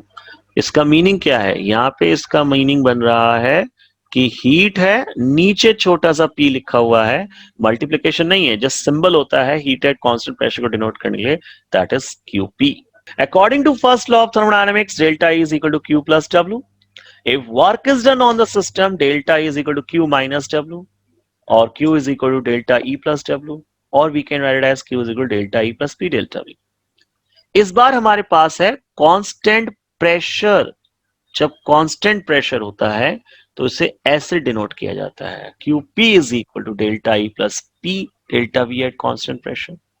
कांस्टेंट प्रेशर पर डेल्टा P 0 होता है, लेकिन इस पूरी एक्सप्रेशन में कहीं भी डेल्टा P तो है ही नहीं। तो हम इस क्या करें, अब इसको फॉर्मूला खोल देते हैं। हम इसके लिख सकते हैं E2 minus E1 plus P times of V2 minus V1। क्योंकि डेल्टा P नहीं है पूरी एक्सप्रेशन में, तो हमने जस्ट इसका फॉर्मूला खोल दिया, that is E2 minus E1 plus P times of V2 minus V1। इसका मतलब हो गया QP is equal to E2 plus PV2 minus E1 plus PV1।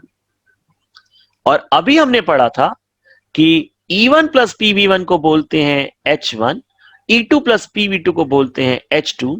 ये दोनों बातें अगर हम यहाँ पे पुट कर देते हैं तो हम कह सकते हैं QP is equal to H2 minus H1, so QP is equal to delta H। तो कंक्लूजन हमारे सामने आया, heat at constant pressure is equal to change in enthalpy और change in heat content. Heat at constant volume is equal to change in internal energy, while heat at constant pressure is always equal to change in enthalpy।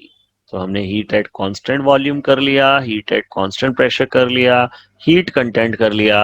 अब हम heat capacity पढ़ेंगे और उसके बाद हम इस पे बेस्ड न्यूमेरिकल्स करने वाले हैं। सो टॉपिक है हमारे पास relation between QP and QV। QP और QV में क्या रिलेशन होता है, इस बात को अब हम समझेंगे। सो अभी हमने सीखा है delta H is equal to delta E plus P delta V। Let it be first equation. Since you know that delta H का मतलब होता है QP एंड डेल्टा E का मतलब होता है QV, दोनों बातों को फर्स्ट में रख देते हैं। Substituting the value of delta H and delta E in equation number 1। So formula बना QP is equal to QV, this is QV plus P delta V। एक और इक्वेशन हमारे पास आ गई। अब आइडियल गैस इक्वेशन यूज करेंगे। Using ideal gas equation, that is PV is equal to nRT। इस बार कांस्टेंट रखा है हमने प्रेशर, कांस्टेंट रखा है टेम्परेचर।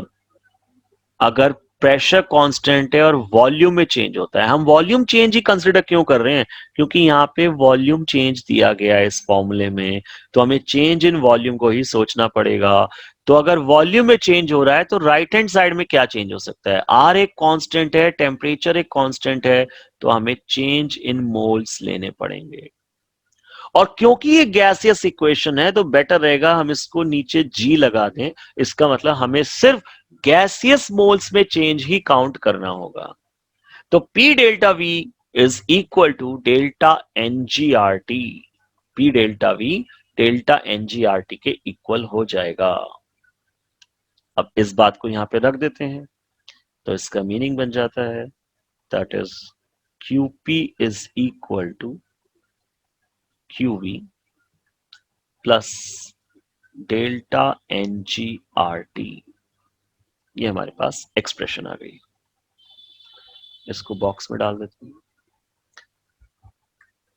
ऐसा भी हो सकता है कि हम इस डेल्टा NGRT को फर्स्ट में रख देते हैं तो हमारे पास इक्वेशन बन जाती है delta H is equal to delta E plus delta NGRT।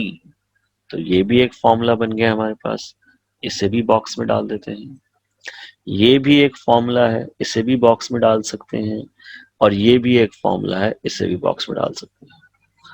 QP QB के रिलेशन को लेकर हमारे पास 4 फॉर्मूला होते हैं। डिपेंड करता है कि हमसे क्या क्वेश्चन पूछा गया है, उसके अकॉर्डिंगली आप फॉर्मूला लगाएं। और इस बात का मीनिंग याद रखें कि डेल्टा एनजी का क्या मतलब है, where delta NG stands for NG यानी मोल्स ऑफ गैसियस किसके product minus moles of gaseous reactant. हमें प्रोडक्ट के गैसियस मोल्स में से रिएक्टेंट वाले गैसियस मोल्स को माइनस करना है, तभी जाके हमारे पास डेल्टा एनजी की वैल्यू हमें मिलेगी। और इस वैल्यू को आप इक्वेशन में रखेंगे। 4 बॉक्सेस बने हुए हैं, चारों में से किसी भी इक्वेशन में वैल्यू यूज हो सकती है, उसमें आप रखें और तब जाके आपके पास मिसिंग टर्म कैलकुलेट होगी। अब हम बात करते हैं हीट कैपेसिटी की। हीट कैपेसिटी का मतलब क्या होता है, दैट इज हीट एब्सॉर्ब्ड और evolved divide by change in temperature. किसी भी सिस्टम के टेम्परेचर में 1 यूनिट का चेंज लाने के लिए जितनी हीट एब्सॉर्ब्ड या इवॉल्व्ड होती है, इसे हीट कैपेसिटी कहते हैं और इसका सिंबल होता है capital C. So capital C का फॉर्मूला बन गया Q divided by delta T। इसकी यूनिट होती है that is joules per kelvin, और we can write it as joules per degree centigrade. अब इसी तरह से हमारे पास आता है स्पेसिफिक हीट कैपेसिटी, जिसके बारे में थोड़ी देर पहले हमने पढ़ा था। स्पेसिफिक हीट कैपेसिटी का सिंबल होता है स्मॉल सी, जिसका मीनिंग बनता है हीट एब्सॉर्ब्ड और evolved for 1 unit change in temperature for 1 gram mass of substance. 1 gram substance को 1 डिग्री सेंटीग्रेड उसका टेम्परेचर कम या ज्यादा करने के लिए जितनी हीट एब्सॉर्ब्ड और इवॉल्व होती है उसे स्पेसिफिक हीट कैपेसिटी कहते हैं। स्मॉल सी से हम इसे रिप्रेजेंट करते हैं, जिसका फॉर्मूला बनता है Q divide bye M into delta T। याद करिए, इसी से ही फॉर्मूला बना था Q is equal to MC delta T। अगर हम इस डिनोमिनेटर को यहां ले जाएं, मल्टीप्लाई कर दें, तो ये बन जाएगा Q is equal to MC delta T। ये फॉर्मूला यहीं से बनाया गया था।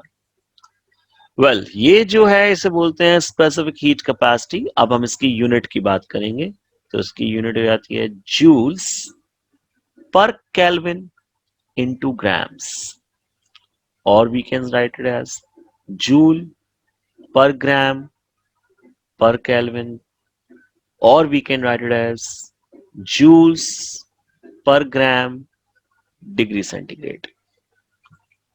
तो इस तरह से हम स्पेसिफिक हीट कैपेसिटी को लिखते हैं। अब है मोलर हीट कैपेसिटी, और इसको हम डिनोट करते हैं CM से। इसका मीनिंग होता है हीट एब्सॉर्ब्ड और evolved divide by change in temperature for 1 mole of a substance. तो जो भी हमारे पास मोल ऑफ सब्सटेंस है वो यहां पे आपको लिखने होंगे। So CM is equal to Q divide by n into delta T, where Q का मतलब आपको बताया हीट होता है, delta T change in temperature होता है, और N का मतलब होता है नंबर ऑफ मोल्स। यूनिट की बात करते हैं, इसको कैसे बोलेंगे, तो इसकी यूनिट हो जाती है that is joules per kelvin per mole, और we can write it as joules per degree centigrade per mole. अब क्वेश्चन बनता है इनके बीच में रिलेशन कैसे निकालें। Relation between capital C and small C, तो कैपिटल सी स्मॉल सी के बीच में रिलेशन देखेंगे।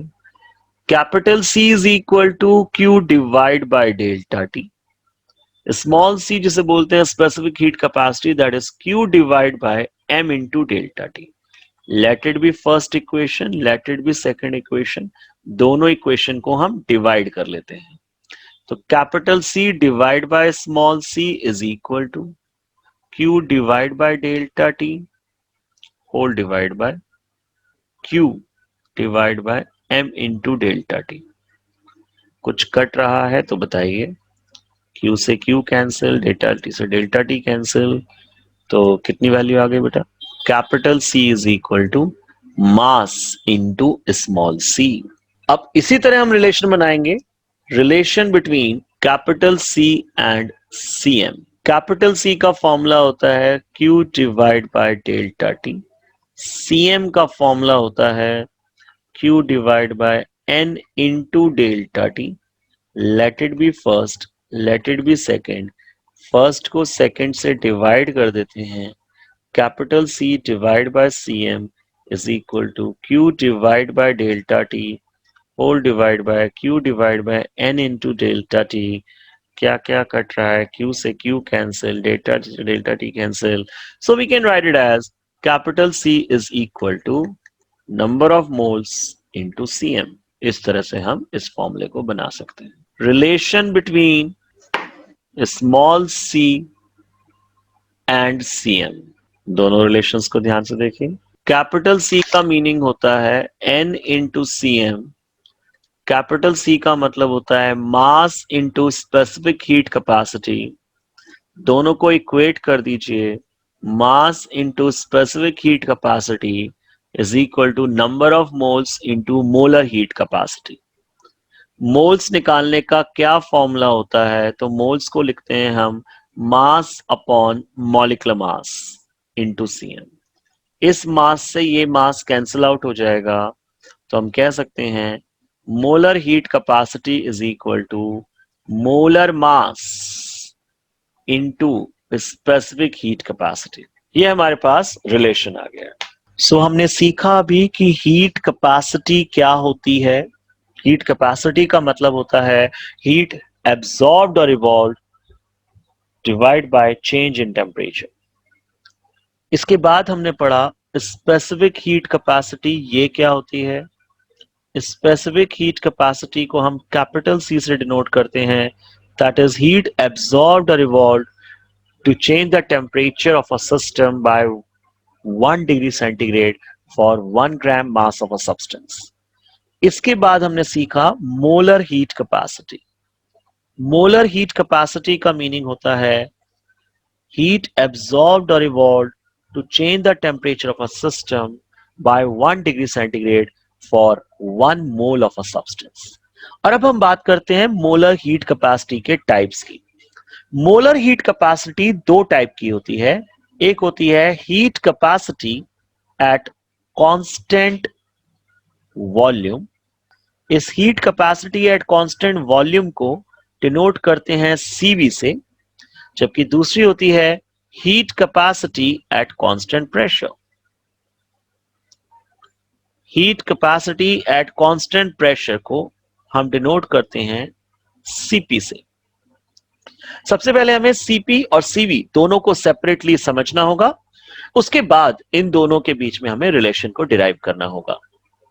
तो हमारा पहला टॉपिक है heat capacity at constant volume. According to first law of thermodynamics हमने सीखा था delta E is equal to Q plus W. Since यहां पर W का मतलब होता है वर्क डन, जिसका फॉर्मूला होता है P delta V. So we can write it as delta E is equal to Q plus P delta V.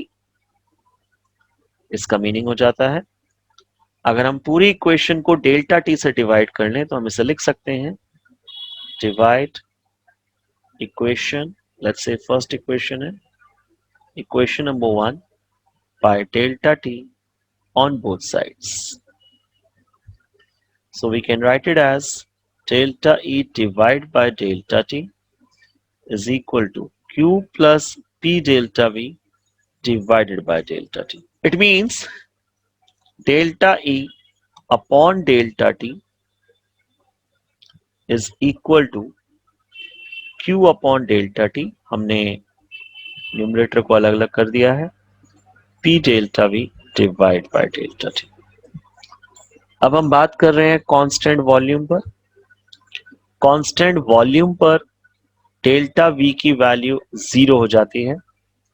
इसका मतलब हुआ delta E upon delta T at constant volume is equal to Q upon delta T at constant volume plus P into delta V divide by delta T at constant volume.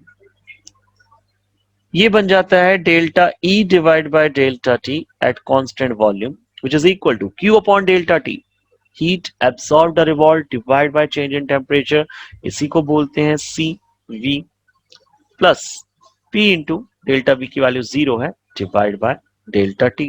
It means we can write it as CV is equal to delta E upon delta T. तो यहां हमने देखा heat capacity at constant volume is equal to change in internal energy divided by change in temperature. अब इसी तरह से हम बात करेंगे heat capacity at constant pressure. So अब हम बात करते हैं heat capacity at constant pressure की. तो फिर से इसको समझेंगे क्या होता है. According to first law of thermodynamics, हमने सीखा delta E is equal to Q plus W if work is done by the system. So we can write it as delta E is equal to Q minus W or Q is equal to delta E plus W. Since हम जानते हैं W का मतलब होता है P delta V, तो हम लिख सकते हैं Q is equal to delta E plus P delta V. अब इस इक्वेशन को हम डिवाइड कर देते हैं डेल्टा टी से. सो इसे लिख सकते हैं Q divide by delta T is equal to delta E plus P delta V divide by delta T. Constant pressure पे जब हम इसको कंसीडर करेंगे, क्योंकि हम heat capacity at constant pressure निकाल रहे हैं, तो यहाँ पे डेल्टा P की वैल्यू 0 हो जाती है. इसको कैसे लिखें? Q divide by delta T at constant pressure is equal to delta E plus P delta V divided by delta T at constant pressure. So आप जानते हैं Q by delta T इसी को बोलते हैं C, that is heat capacity, P मतलब constant pressure. Delta E plus P delta V constant pressure पर इसका नाम होता है change in enthalpy divided by delta T. तो फॉर्मूला हमारे पास बन जाता है heat capacity at constant pressure is equal to change in enthalpy divide by change in temperature. अब हम इन दोनों वैल्यू को इनके बीच में रिलेशन निकालेंगे कि Cp और Cv के बीच में क्या रिलेशन होता है. ये हम इस डेरिवेशन से सीखने वाले हैं. Relation between Cp and Cv. Since हम जानते हैं डेल्टा H का फॉर्मूला होता है that is delta E plus P delta V. इस पूरी इक्वेशन को डिवाइड कर देते हैं, divide by delta T. So हम इसे लिख सकते हैं delta H upon delta T is equal to delta E plus P delta V divided by delta T. इसका मतलब delta H upon delta T is equal to delta E upon delta T plus P delta V upon delta T. Since अभी हमने पढ़ा है, इस particular topic में हमने सीखा है कि delta E upon delta T को बोलते हैं CV and delta H upon delta T को बोलते हैं सीपी। अगर हम ये बात याद रखें, so delta H upon delta T को हम सीपी कहते हैं और delta E upon delta T को हम सीवी कहते हैं। दोनों बातें हम इस वाली इक्वेशन में रख लेते हैं, तो हम इसे लिख सकते हैं CP is equal to CV plus P delta V divide by delta T. तो हमारे पास आ जाता है CP is equal to CV plus P delta V divide by delta T. इस एक्सप्रेशन से हमें यह पता लगता है कि सीपी वैल्यू हमेशा सीवी में P delta V by delta T add करने पर मिलेगी। अगर कोई एक वैल्यू किसी दूसरी वैल्यू में ऐड करने पर मिल रही है तो जाहिर सी बात है कि सीपी वैल्यू सीवी से बड़ी आती है। हर एक कंडीशन में सीपी वैल्यू सीवी से ग्रेटर ही आएगी, क्योंकि सीपी वैल्यू सीवी में P delta V by delta T add करने पर ही मिल रही है। अब हमें इस P delta V by delta T को सोचना है, तो इसके लिए आइडियल गैस इक्वेशन सोचते हैं। Using ideal gas equation PV is equal to NRT. क्योंकि हम मोलर हीट कैपेसिटी के टाइप्स पढ़ रहे हैं और इस मोलर हीट कैपेसिटी में हम बोलते हैं 1 मोल। हम मोल्स को डिनोमिनेटर में रखते हैं, इट मींस हम पर मोल की बात करते हैं। तो फॉर 1 मोल एन की वैल्यू 1 हो जाती है, PV is equal to 1 into R T आ जाता है। अगर हम लेफ्ट हैंड साइड पर चेंज इन वॉल्यूम लेंगे तो यहां चेंज इन आर तो नहीं हो सकता, क्योंकि गैस कांस्टेंट तो हमेशा एक कांस्टेंट नंबर है। तो डेफिनेटली वो चेंज इन टेम्परेचर लिया जाएगा। अगर वॉल्यूम में चेंज ले रहे हैं, प्रेशर को कांस्टेंट रख रहे हैं, तो डेफिनेटली चेंज इन टेम्परेचर होगा। और फॉर्मूला बन गया P delta V is equal to R delta T. Delta T को हम डिनोमिनेटर में ले आते हैं, so P delta V by delta T is equal to R. अब इसको वापस पुट कर देते हैं वैल्यू को। अभी हमने पढ़ा था CP is equal to CV plus P delta V by delta T. हमने P delta V by delta T की वैल्यू पुट करी, that is CP is equal to CV plus R, और we can write it as CP minus CV is equal to R. ये बहुत important derivation है जो exam से पूछा जाता है कि सीपी और सीवी के बीच में क्या रिलेशन बनता है। तो रिलेशन बना, सीपी में से जब सीवी को माइनस करते हैं तो हमेशा गैस कांस्टेंट की वैल्यू हमें मिलती है। अब हम सीख रहे हैं numericals based on section A, और इसमें हमारा सबसे पहला क्वेश्चन है back exercise question number 6.8। NCERT का बैक एक्सरसाइज का क्वेश्चन नंबर 6.8 आप देखेंगे। इस क्वेश्चन के अंदर हमारे पास इक्वेशन गिवन है NH2CN जो कि एक गैसियस स्टेट में है, प्लस 3/2 टाइम्स ऑफ O2, ये भी गैसियस स्टेट में है। It gives N2 gas plus CO2 gas plus H2O जो कि एक लिक्विड फॉर्म में दिया है।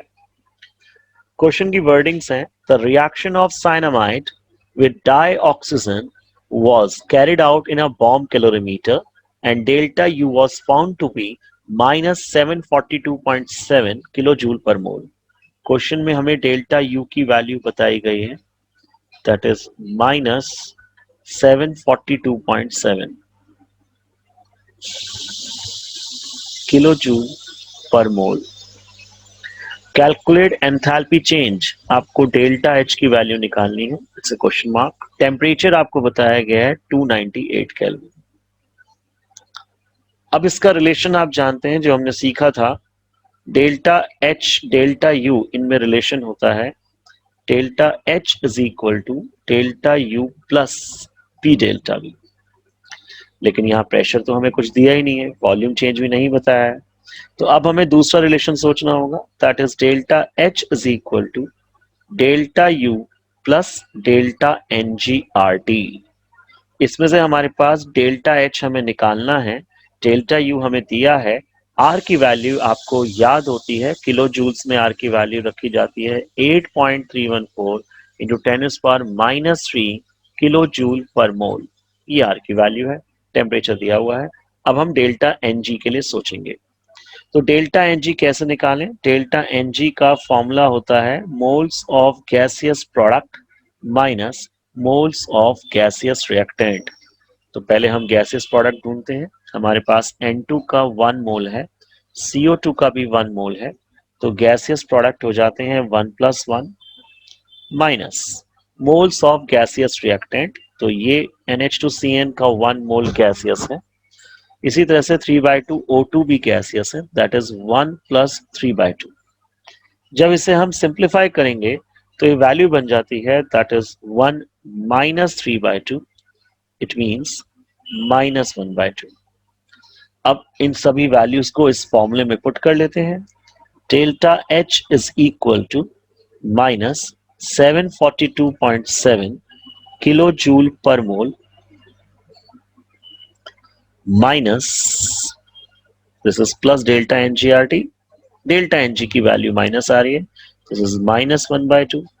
R की वैल्यू है 8.314 into 10⁻³ kilo joule per kelvin per mole, और इसे हम मल्टीप्लाई कर रहे हैं 298 केल्विन से। इस वैल्यू को सिंप्लीफाई करेंगे, ये वैल्यू भी किलो जूल पर मोल है, माइनस ये वैल्यू भी किलो जूल पर मोल है। सिंप्लीफाई करने पर हमारे पास आंसर आ जाएगा, और ये आंसर भी किलो जूल पर मोल में होगा। अब हम बात कर रहे हैं एग्जाम्पल नंबर 6.5 की। एनसीईआरटी का ही क्वेश्चन है, example 6.5। If water vapor is assumed to be a perfect gas, molar enthalpy change for vaporization of 1 mole of water at 1 bar and 100 degree centigrade. हमें प्रेशर बताया गया है 1 बार, टेम्परेचर बताया है 100 degree centigrade, that is 373 kelvin. हमें molar enthalpy change that is delta H की value बताई गई है 41 kilo joule per mole. Calculate the internal energy change. Delta E से हम डिनोट करते हैं इंटरनल एनर्जी को, समटाइम्स बुक्स में डेल्टा यू भी लिखा होता है, जो हमें निकालना है। फर्स्ट केस हमें दिया गया है, when 1 mole of water is vaporized at 1 bar pressure and 100 degree centigrade. तो हमने वाटर को वेपोराइज किया है, H2O लिक्विड को हम कन्वर्ट कर रहे हैं H2O गैसियस में, ये भी 1 मोल है और हमें 1 मोल ही H2O गैसियस फॉर्म में मिल रहा है। सिंस आप जानते हैं कि अगर आपको डेल्टा H दिया है और डेल्टा E निकालना है, तो इसके लिए रिलेशन होता है delta H is equal to delta E plus P delta V। इस केस में प्रेशर तो है हमारे पास, लेकिन डेल्टा V की वैल्यू नहीं है, दैट्स वाई ये फॉर्मूला अप्लाई करने के लिए फेल हो जाता है। तो आप दूसरा फॉर्मूला सोचते हैं, delta H is equal to delta E plus delta NGRT। So we can write it as delta E is equal to delta H minus delta NGRT। Delta H की वैल्यू हमारे पास है ऑलरेडी 41 माइनस डेल्टा NG हमें नहीं पता।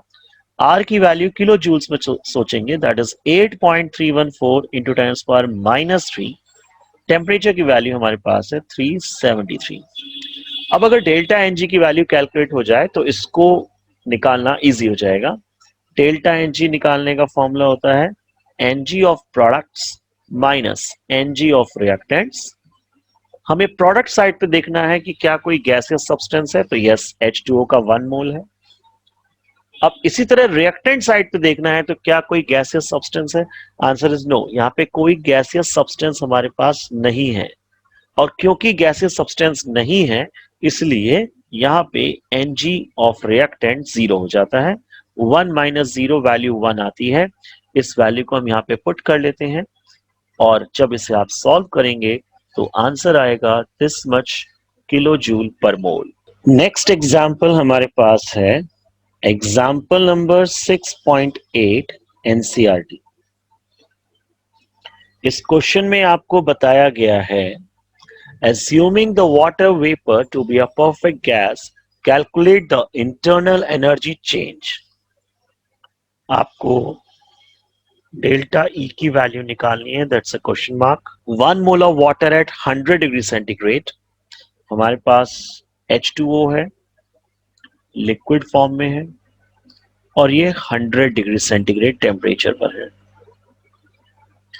इसको convert करना है पहले H2O लिक्विड फॉर्म में, टेम्परेचर रखना है 0 डिग्री सेंटीग्रेड का, एंड फाइनली इसे कन्वर्ट करना है H2O सॉलिड में और टेम्परेचर रखना है 0 डिग्री सेंटीग्रेड। तो हम पहले 100 डिग्री सेंटीग्रेड के वाटर को 0 डिग्री सेंटीग्रेड के वाटर में कन्वर्ट करेंगे और फिर 0 डिग्री सेंटीग्रेड के वाटर को 0 डिग्री सेंटीग्रेड की आइस में कन्वर्ट करेंगे। इस पूरे प्रोसेस में हमें डेल्टा ई को फाइंड आउट करना है। हमें क्या क्या गिवन है, बताया गया है एंथैल्पी ऑफ फ्यूजन, तो डेल्टा एच फ्यूजन की वैल्यू बताई गई है और ये वैल्यू हमारे पास है 6 किलो जूल पर मोल। इसके साथ हमें बताया गया है स्पेसिफिक हीट कैपेसिटी, और स्पेसिफिक हीट कैपेसिटी को हम C से डिनोट करते हैं। वाटर की स्पेसिफिक हीट कैपेसिटी बताई गई है 4.2 joules per gram degree centigrade. Unit से आप पहचाने, joule per gram degree centigrade, ये यूनिट स्पेसिफिक हीट कैपेसिटी की यूनिट होती है। अब डेल्टा ई कैलकुलेट करने के लिए पहले टोटल डेल्टा एच आना चाहिए। मान लेते हैं कि यहां पे हमारे पास एंथैल्पी चेंज डेल्टा H1 आता है, यहां पर हमारे पास एंथैल्पी चेंज डेल्टा H2 होता है, और टोटल एंथैल्पी चेंज अगर हम कैलकुलेट करें H2O लिक्विड से H2O सॉलिड तक पहुंचने के लिए, तो टोटल एंथैल्पी चेंज होगा delta H is equal to delta H1 plus delta H2। तो पहले डेल्टा H1 को कैलकुलेट करो, फिर डेल्टा H2 को कैलकुलेट करो, फिर दोनों का सम करो तो डेल्टा H टोटल आ जाएगा, और तब आप डेल्टा H से डेल्टा E की वैल्यू को कैलकुलेट करो। तो इसे करके देखते हैं। तो सबसे पहले हम सिर्फ डेल्टा H1 की बात करेंगे। स्पेसिफिक हीट कैपेसिटी का फॉर्मूला होता है Q divide by mass into delta T, और इस Q का फॉर्मूला बन जाता है that is M into C into delta T। M का मतलब है मास, और यहां हमें मास नहीं बोला गया, सिर्फ मोल बताया गया है, that is mole of water is 1। It means mass of water हमारे पास हो जाता है 18 ग्राम्स, तो हम यहाँ पे 18 ग्राम्स लिख देंगे। स्पेसिफिक हीट कैपेसिटी की वैल्यू हमें बताई गई है that is 4.2 joules per gram degree centigrade. इसको हम इस तरह से भी लिख सकते हैं, that is joules divided by gram degree centigrade. Delta T का मतलब होता है चेंज इन टेम्परेचर, जिसका मीनिंग बनता है final temperature minus initial temperature. तो फाइनल टेम्परेचर हमारे पास है 0 degree centigrade minus initial temperature हमारे पास है 100 डिग्री सेंटीग्रेड। जब इसे सॉल्व करेंगे तो डेफिनेटली वैल्यू नेगेटिव में आएगी, क्योंकि हम 0 माइनस 100 कर रहे हैं, और सॉल्व करने पर ग्राम से ग्राम कट जाएगा, डिग्री सेंटीग्रेड कटेगा, वैल्यू हमें नेगेटिव में मिलेगी और आंसर होगा जूल्स में। आप इस आंसर को किलो जूल में कन्वर्ट कर सकते हैं, क्योंकि ये वैल्यू भी हमें किलो जूल्स में दी गई है, या दोनों वैल्यू को आप सिर्फ किलो जूल में ले सकते हैं, या दोनों वैल्यू को आप जूल में ले सकते हैं। फिलहाल हम इसे भी किलो जूल में कन्वर्ट कर लेते हैं, दैट इज 10 की पावर -3 से मल्टीप्लाई करेंगे और आंसर हमारा किलो जूल्स में आ जाएगा। अब इसे सॉल्व करते हैं, तो सॉल्व करने पर ये वैल्यू हमारे पास आती है 7560, और जब हम इसे किलो जूल में कन्वर्ट कर रहे हैं that is 7560 into 10⁻³ kilo joules. इस तरह हमने डेल्टा H1 को निकाला है। अब ऐसे ही डेल्टा H2 को सोचेंगे। डेल्टा H2 के लिए H2O लिक्विड को हम कन्वर्ट कर रहे हैं H2O सॉलिड में। जब लिक्विड से सॉलिड बनाते हैं तो डेल्टा H2 का मतलब हो जाता है that is delta H of freezing. Liquid से सॉलिड बनने के प्रोसेस को फ्रीजिंग कहते हैं। और इसकी जो एंथैल्पी होगी that is the reverse of enthalpy of fusion. Fusion का मतलब होता है सॉलिड से लिक्विड का बनना। तो जितनी एंथैल्पी चेंज एक सॉलिड से लिक्विड बनने में जाती है, उसका ही reverse sign enthalpy change liquid को सॉलिड बनने में जाता है। Delta H freezing and delta H fusion का मैग्नीट्यूड बिल्कुल सेम होगा, बस साइन रिवर्स हो जाएगा। तो डेल्टा एच टू में हम बोल रहे हैं that is enthalpy of freezing, तो डेल्टा एच टू होता है minus of enthalpy of fusion, क्योंकि दोनों एक दूसरे के रिवर्स प्रोसेस है। एंथैल्पी ऑफ फ्यूजन हमें क्वेश्चन में बताया गया है that is 6 kilo joule per मोल, तो इसका मीनिंग हो जाता है -6 किलो जूल पर मोल। अब हम नेट एंथैल्पी निकालेंगे। टोटल डेल्टा एच कितना हो गया, तो टोटल एंथैल्पी चेंज हमारे पास आ जाता है delta H is equal to delta H one plus delta H two. ये वैल्यू मेरे पास आई है -7.560 प्लस ये वैल्यू मेरे पास है -6। इसको हम सिंप्लीफाई कर लेते हैं, दोनों वैल्यू हमारे पास नेगेटिव ही आ रही हैं और सिंप्लीफाई करने पर हमें आंसर मिल जाता है -13.56 किलो जूल पर मोल। डेल्टा एच हम निकाल चुके हैं और अब हमें सोचना है कि डेल्टा ई कैसे निकालें। इस डेल्टा ई को कैलकुलेट करने के लिए हमें दोनों के बीच का रिलेशन याद होना चाहिए। Delta H is equal to delta E plus delta N G R T.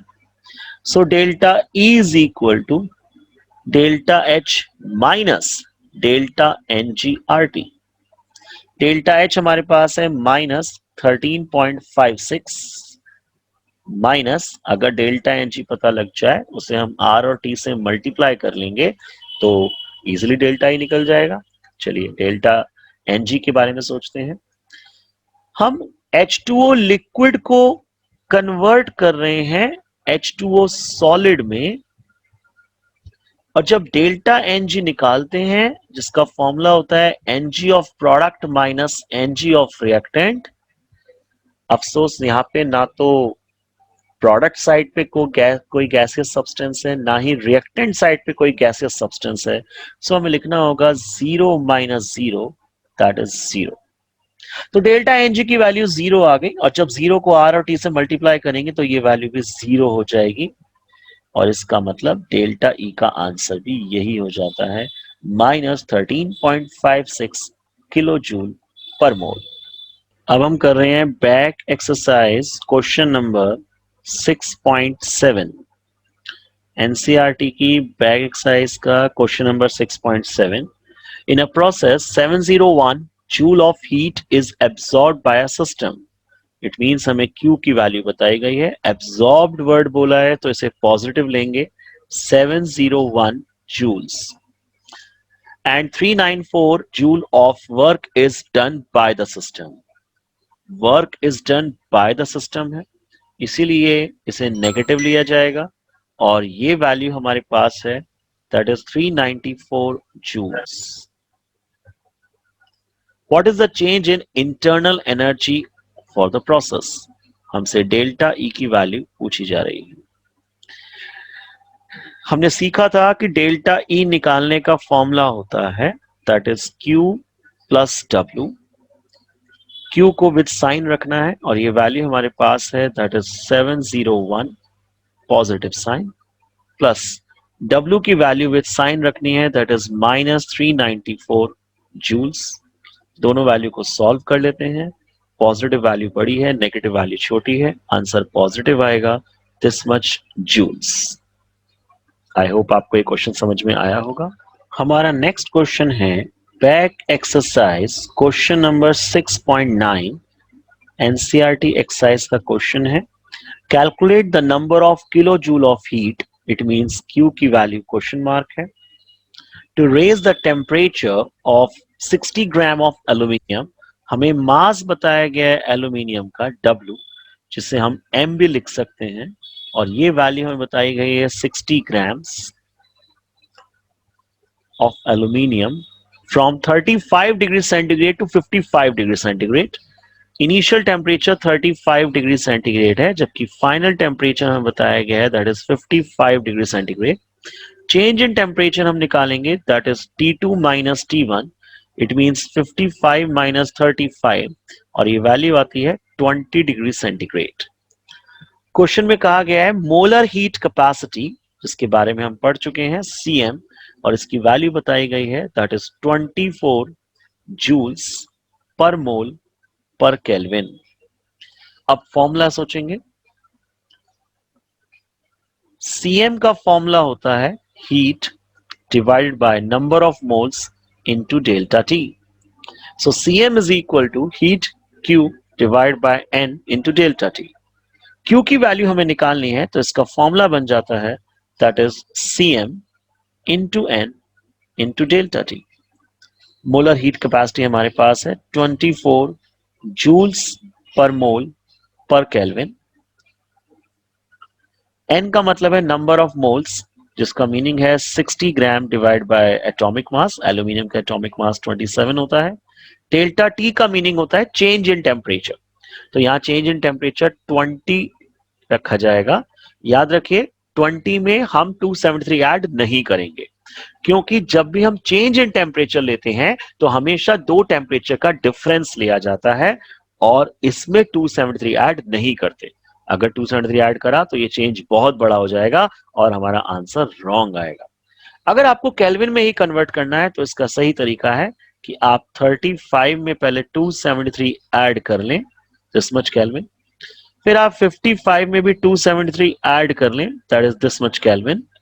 अब जब आप इसका डिफरेंस निकालेंगे, it means 55 plus 273 minus 35 plus 273, answer again फिर से आएगा हमारे पास 20 डिग्री सेंटीग्रेड और 20 केल्विन, क्योंकि डिफरेंस हमेशा सेम आता है, चाहे हम डिग्री सेंटीग्रेड में हम डिफरेंस निकालें या फिर हम केल्विन में डिफरेंस निकालें, तो आंसर हमारे पास सेम मिलेगा। तो इस वैल्यू को यहाँ पे हम रख देते हैं। डिफरेंस हमारे पास 20 आ रहा है। जब सारी वैल्यू पुट करते हैं हमें ये आंसर मिल जाएगा दिस मच जूल्स पर मोल। हमारे पास नेक्स्ट क्वेश्चन है एग्जाम्पल नंबर 6.7। ये क्वेश्चन इंपॉर्टेंट है और ज्यादातर एग्जाम से पूछा जाता है।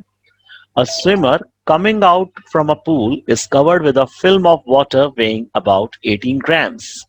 तो हमारे पास मास ऑफ वाटर हमें बताया गया है that is 18 grams. Moles of water हो जाते हैं, इट मींस 18 अपॉन 18, इसका मतलब हुआ 1 mole. How much heat must be supplied to evaporate this water at 298 kelvin. तो क्वेश्चन कह रहे हैं कि इस वाटर को हमें इवेपोरेट करना है, इस H2O लिक्विड को हमें H2O गैसियस स्टेट में कन्वर्ट करना है। कितना टोटल हीट की रिक्वायरमेंट होगी ये हमसे पूछा जा रहा है, और साथ में हमें डेल्टा H की वैल्यू बताई गई है। डेल्टा H वेपराइजेशन की वैल्यू है 44 किलो जूल पर मोल। तो इसका मीनिंग हुआ 1 मोल के लिए 1 मोल ऑफ H2O नीड्स, कितनी हीट चाहिए इसे, दैट इज 44 किलो जूल चाहिए। एंड क्वेश्चन में भी कोइंसिडेंटली 1 मोल के लिए ही पूछ रहे हैं। क्वेश्चन इंटरेस्टिंग तब होता है जब यहाँ पे इंस्टेड ऑफ 18 ग्राम कुछ और ग्राम दिया जाता। लेट्स से हमें 36 ग्राम दिया जाता तो हम इसे लिखते 36 डिवाइड बाय 18, 2 मोल्स की वैल्यू आती। तो हम यहाँ लगाते कि 1 मोल के लिए H2O को इतनी हीट चाहिए, तो 2 मोल्स के लिए H2O को कितनी हीट की रिक्वायरमेंट होगी, तो हम 2 से मल्टीप्लाई करते। लेकिन ऐसा क्वेश्चन ने कुछ नहीं दिया। क्वेश्चन बहुत इजी है, बस थोड़ा लैंग्वेज ट्रैपिंग लगती है। और क्वेश्चन में हमसे पूछा गया है कि 1 मोल के लिए या 18 ग्राम पानी के लिए कितनी हीट की रिक्वायरमेंट होगी। तो answer is heat required is 44 kilo joule.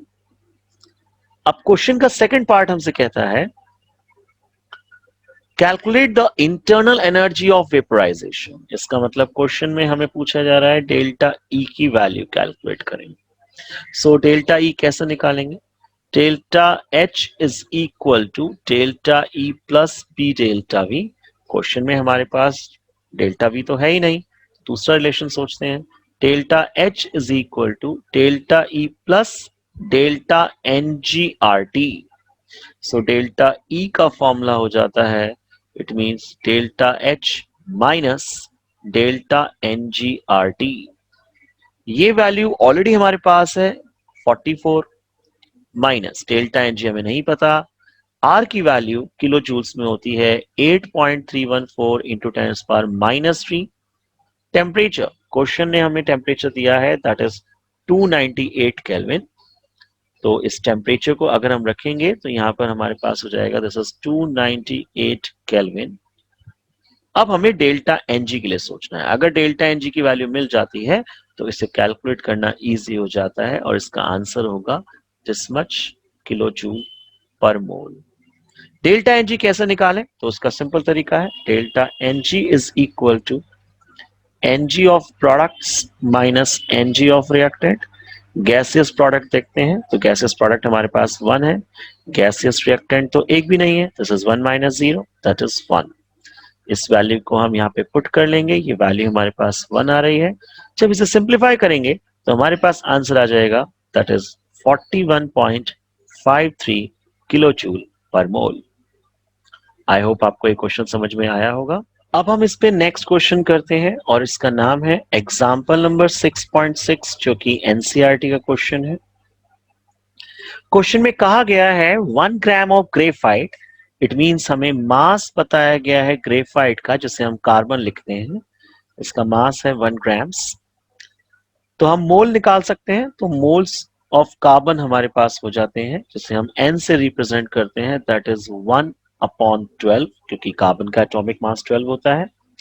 1 gram of graphite is burned in a bomb calorimeter in excess of oxygen at 298 Kelvin. Temperature की वैल्यू हमें बताई गई है 298 kelvin and 1 atmospheric pressure, pressure की value है 1 atm according to the following equation. Equation है carbon जो कि सॉलिड फॉर्म में होता है, ग्रेफाइट हमेशा सॉलिड होता है, O2 gases, it gives CO2 gases।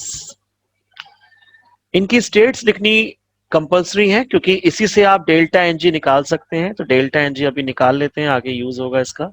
Delta NG is equal to NG of product minus NG of reactant. Gaseous state का प्रोडक्ट ढूंढना है हमें, तो प्रोडक्ट में गैसियस स्टेट सिर्फ 1 ही है क्योंकि 1 मोल है CO2 के। एंड रिएक्टेंट साइड पे कार्बन तो सॉलिड है इसलिए उसे काउंट नहीं करेंगे, सिर्फ O2 को काउंट करेंगे और उसके भी मोल 1 है, तो डेल्टा एनजी की वैल्यू 0 आ जाती है। अब आगे क्वेश्चन को कंटिन्यू करते हैं। During the reaction temperature rises from 298 to 299 kelvin. इसका मतलब इनिशियल टेम्परेचर हमारे पास 298 केल्विन है, फाइनल टेम्परेचर हमारे पास 299 केल्विन है। तो डेल्टा टी भी हम निकाल सकते हैं यहां से, that is final minus initial, और जब इस वैल्यू को निकालते हैं तो ये वैल्यू आती है 1 केल्विन। क्वेश्चन में बताया गया है if the heat capacity of the bomb calorimeter is 20.7 kilo joule per kelvin. हमें हीट कैपेसिटी की वैल्यू बताई गई है जिसे हम कैपिटल सी से डिनोट करते हैं, और ये वैल्यू है 20.7 kilo joule per kelvin. So what is the enthalpy change of the above reaction at 298 Kelvin and 1 atm? हमें एंथैल्पी चेंज की वैल्यू निकालनी है, इट मींस हमें डेल्टा एच को फाइंड आउट करना है। अब इसे कैसे फाइंड आउट करेंगे तो इसे समझेंगे। तो इसके लिए पहले हमें ये सोचना होगा कि जो बॉम्ब कैलोरीमीटर का कॉन्सेप्ट है उसमें जो भी हम एनर्जी को फाइंड आउट करते हैं वो हमेशा हीट एट कांस्टेंट वॉल्यूम मिलती है। हम C का फॉर्मूला जानते हैं, C का फॉर्मूला होता है Q divide by delta T, और यहां से Q की वैल्यू हो जाती है that is C into delta T। C का मीनिंग हमें दिया हुआ है दैट इज 20.7, डेल्टा T 1 है तो ये वैल्यू भी आ जाती है 20.7 किलो जूल्स। लेकिन ये जो हमें हीट मिली है ये बॉम्ब कैलोरीमीटर से हीट मिली है और इस हीट को हम QV कहते हैं। तो QV की वैल्यू है 20.7 किलो जूल। और जैसा कि हमने पहले पढ़ा है कि QV का मतलब ही डेल्टा E होता है। ये बात हम पहले सीख चुके हैं। Heat at constant volume is always considered as change in internal energy. So we can write it as delta E is equal to 20.7 kilojoules. But delta E या डेल्टा H इन सब की यूनिट तो हमेशा किलो जूल पर मोल होती हैं, और ये value सिर्फ किलो जूल है। इसे किलो जूल पर मोल में कन्वर्ट करने के लिए हमें मोल से डिवाइड करना पड़ेगा। तो ये वैल्यू हो जाती है 20.7 kilo joule divided by number of moles, and number of moles हमारे पास है 1/12, दिस मच मोल्स। इसका मीनिंग हो जाता है 12 into 20.7 kilo joule per mole. अब ये इसकी परफेक्ट यूनिट बनी, क्योंकि डेल्टा H और डेल्टा E को हमेशा किलो जूल पर मोल यूनिट में ही एक्सप्रेस किया जाता है। इसे हम सिंप्लीफाई कर लेंगे, यहां से हमें किलो जूल पर मोल मिल जाएगा। लेकिन क्वेश्चन हमसे डिमांड कर रहा है डेल्टा H की। डेल्टा E हमने निकाला, क्योंकि बॉम्ब कैलोरीमीटर से जो हमें हीट मिली वो QV थी, जिसका मतलब डेल्टा E था। अब डेल्टा H कैसे निकालें, तो उसके लिए फिर से हमें इक्वेशन सोचनी होगी। Delta H is equal to delta E plus P delta V। ये इक्वेशन अप्लाई करने के लिए फेल हो जाती है, क्योंकि हमारे पास डेल्टा V नहीं है। तो हमें लगाना होगा delta H is equal to delta E plus delta NGRT। और अब हम डेल्टा E की वैल्यू पुट कर देंगे, जो कि हमने यहां से निकाली है 12 इंटू 20.7 करके हमने वैल्यू निकाली है। डेल्टा NG की वैल्यू 0 होती है, ये भी हम निकाल चुके हैं, और 0 को जब R और T से मल्टीप्लाई करेंगे तो आंसर इसमें 0 ही आएगा। तो यहाँ पे ये वैल्यू 0 आ रही है, इस वैल्यू को हम सिंप्लीफाई कर चुके हैं, और आंसर वही होगा जो डेल्टा E का आंसर था, that is this much kilo joule per mole. I hope आपको थर्मोडायनेमिक्स का सेक्शन 1 क्लियर हुआ होगा। अब जल्दी मिलते हैं नेक्स्ट वीडियो में, जिसमें हम सीखेंगे थर्मोडायनेमिक्स का सेक्शन B।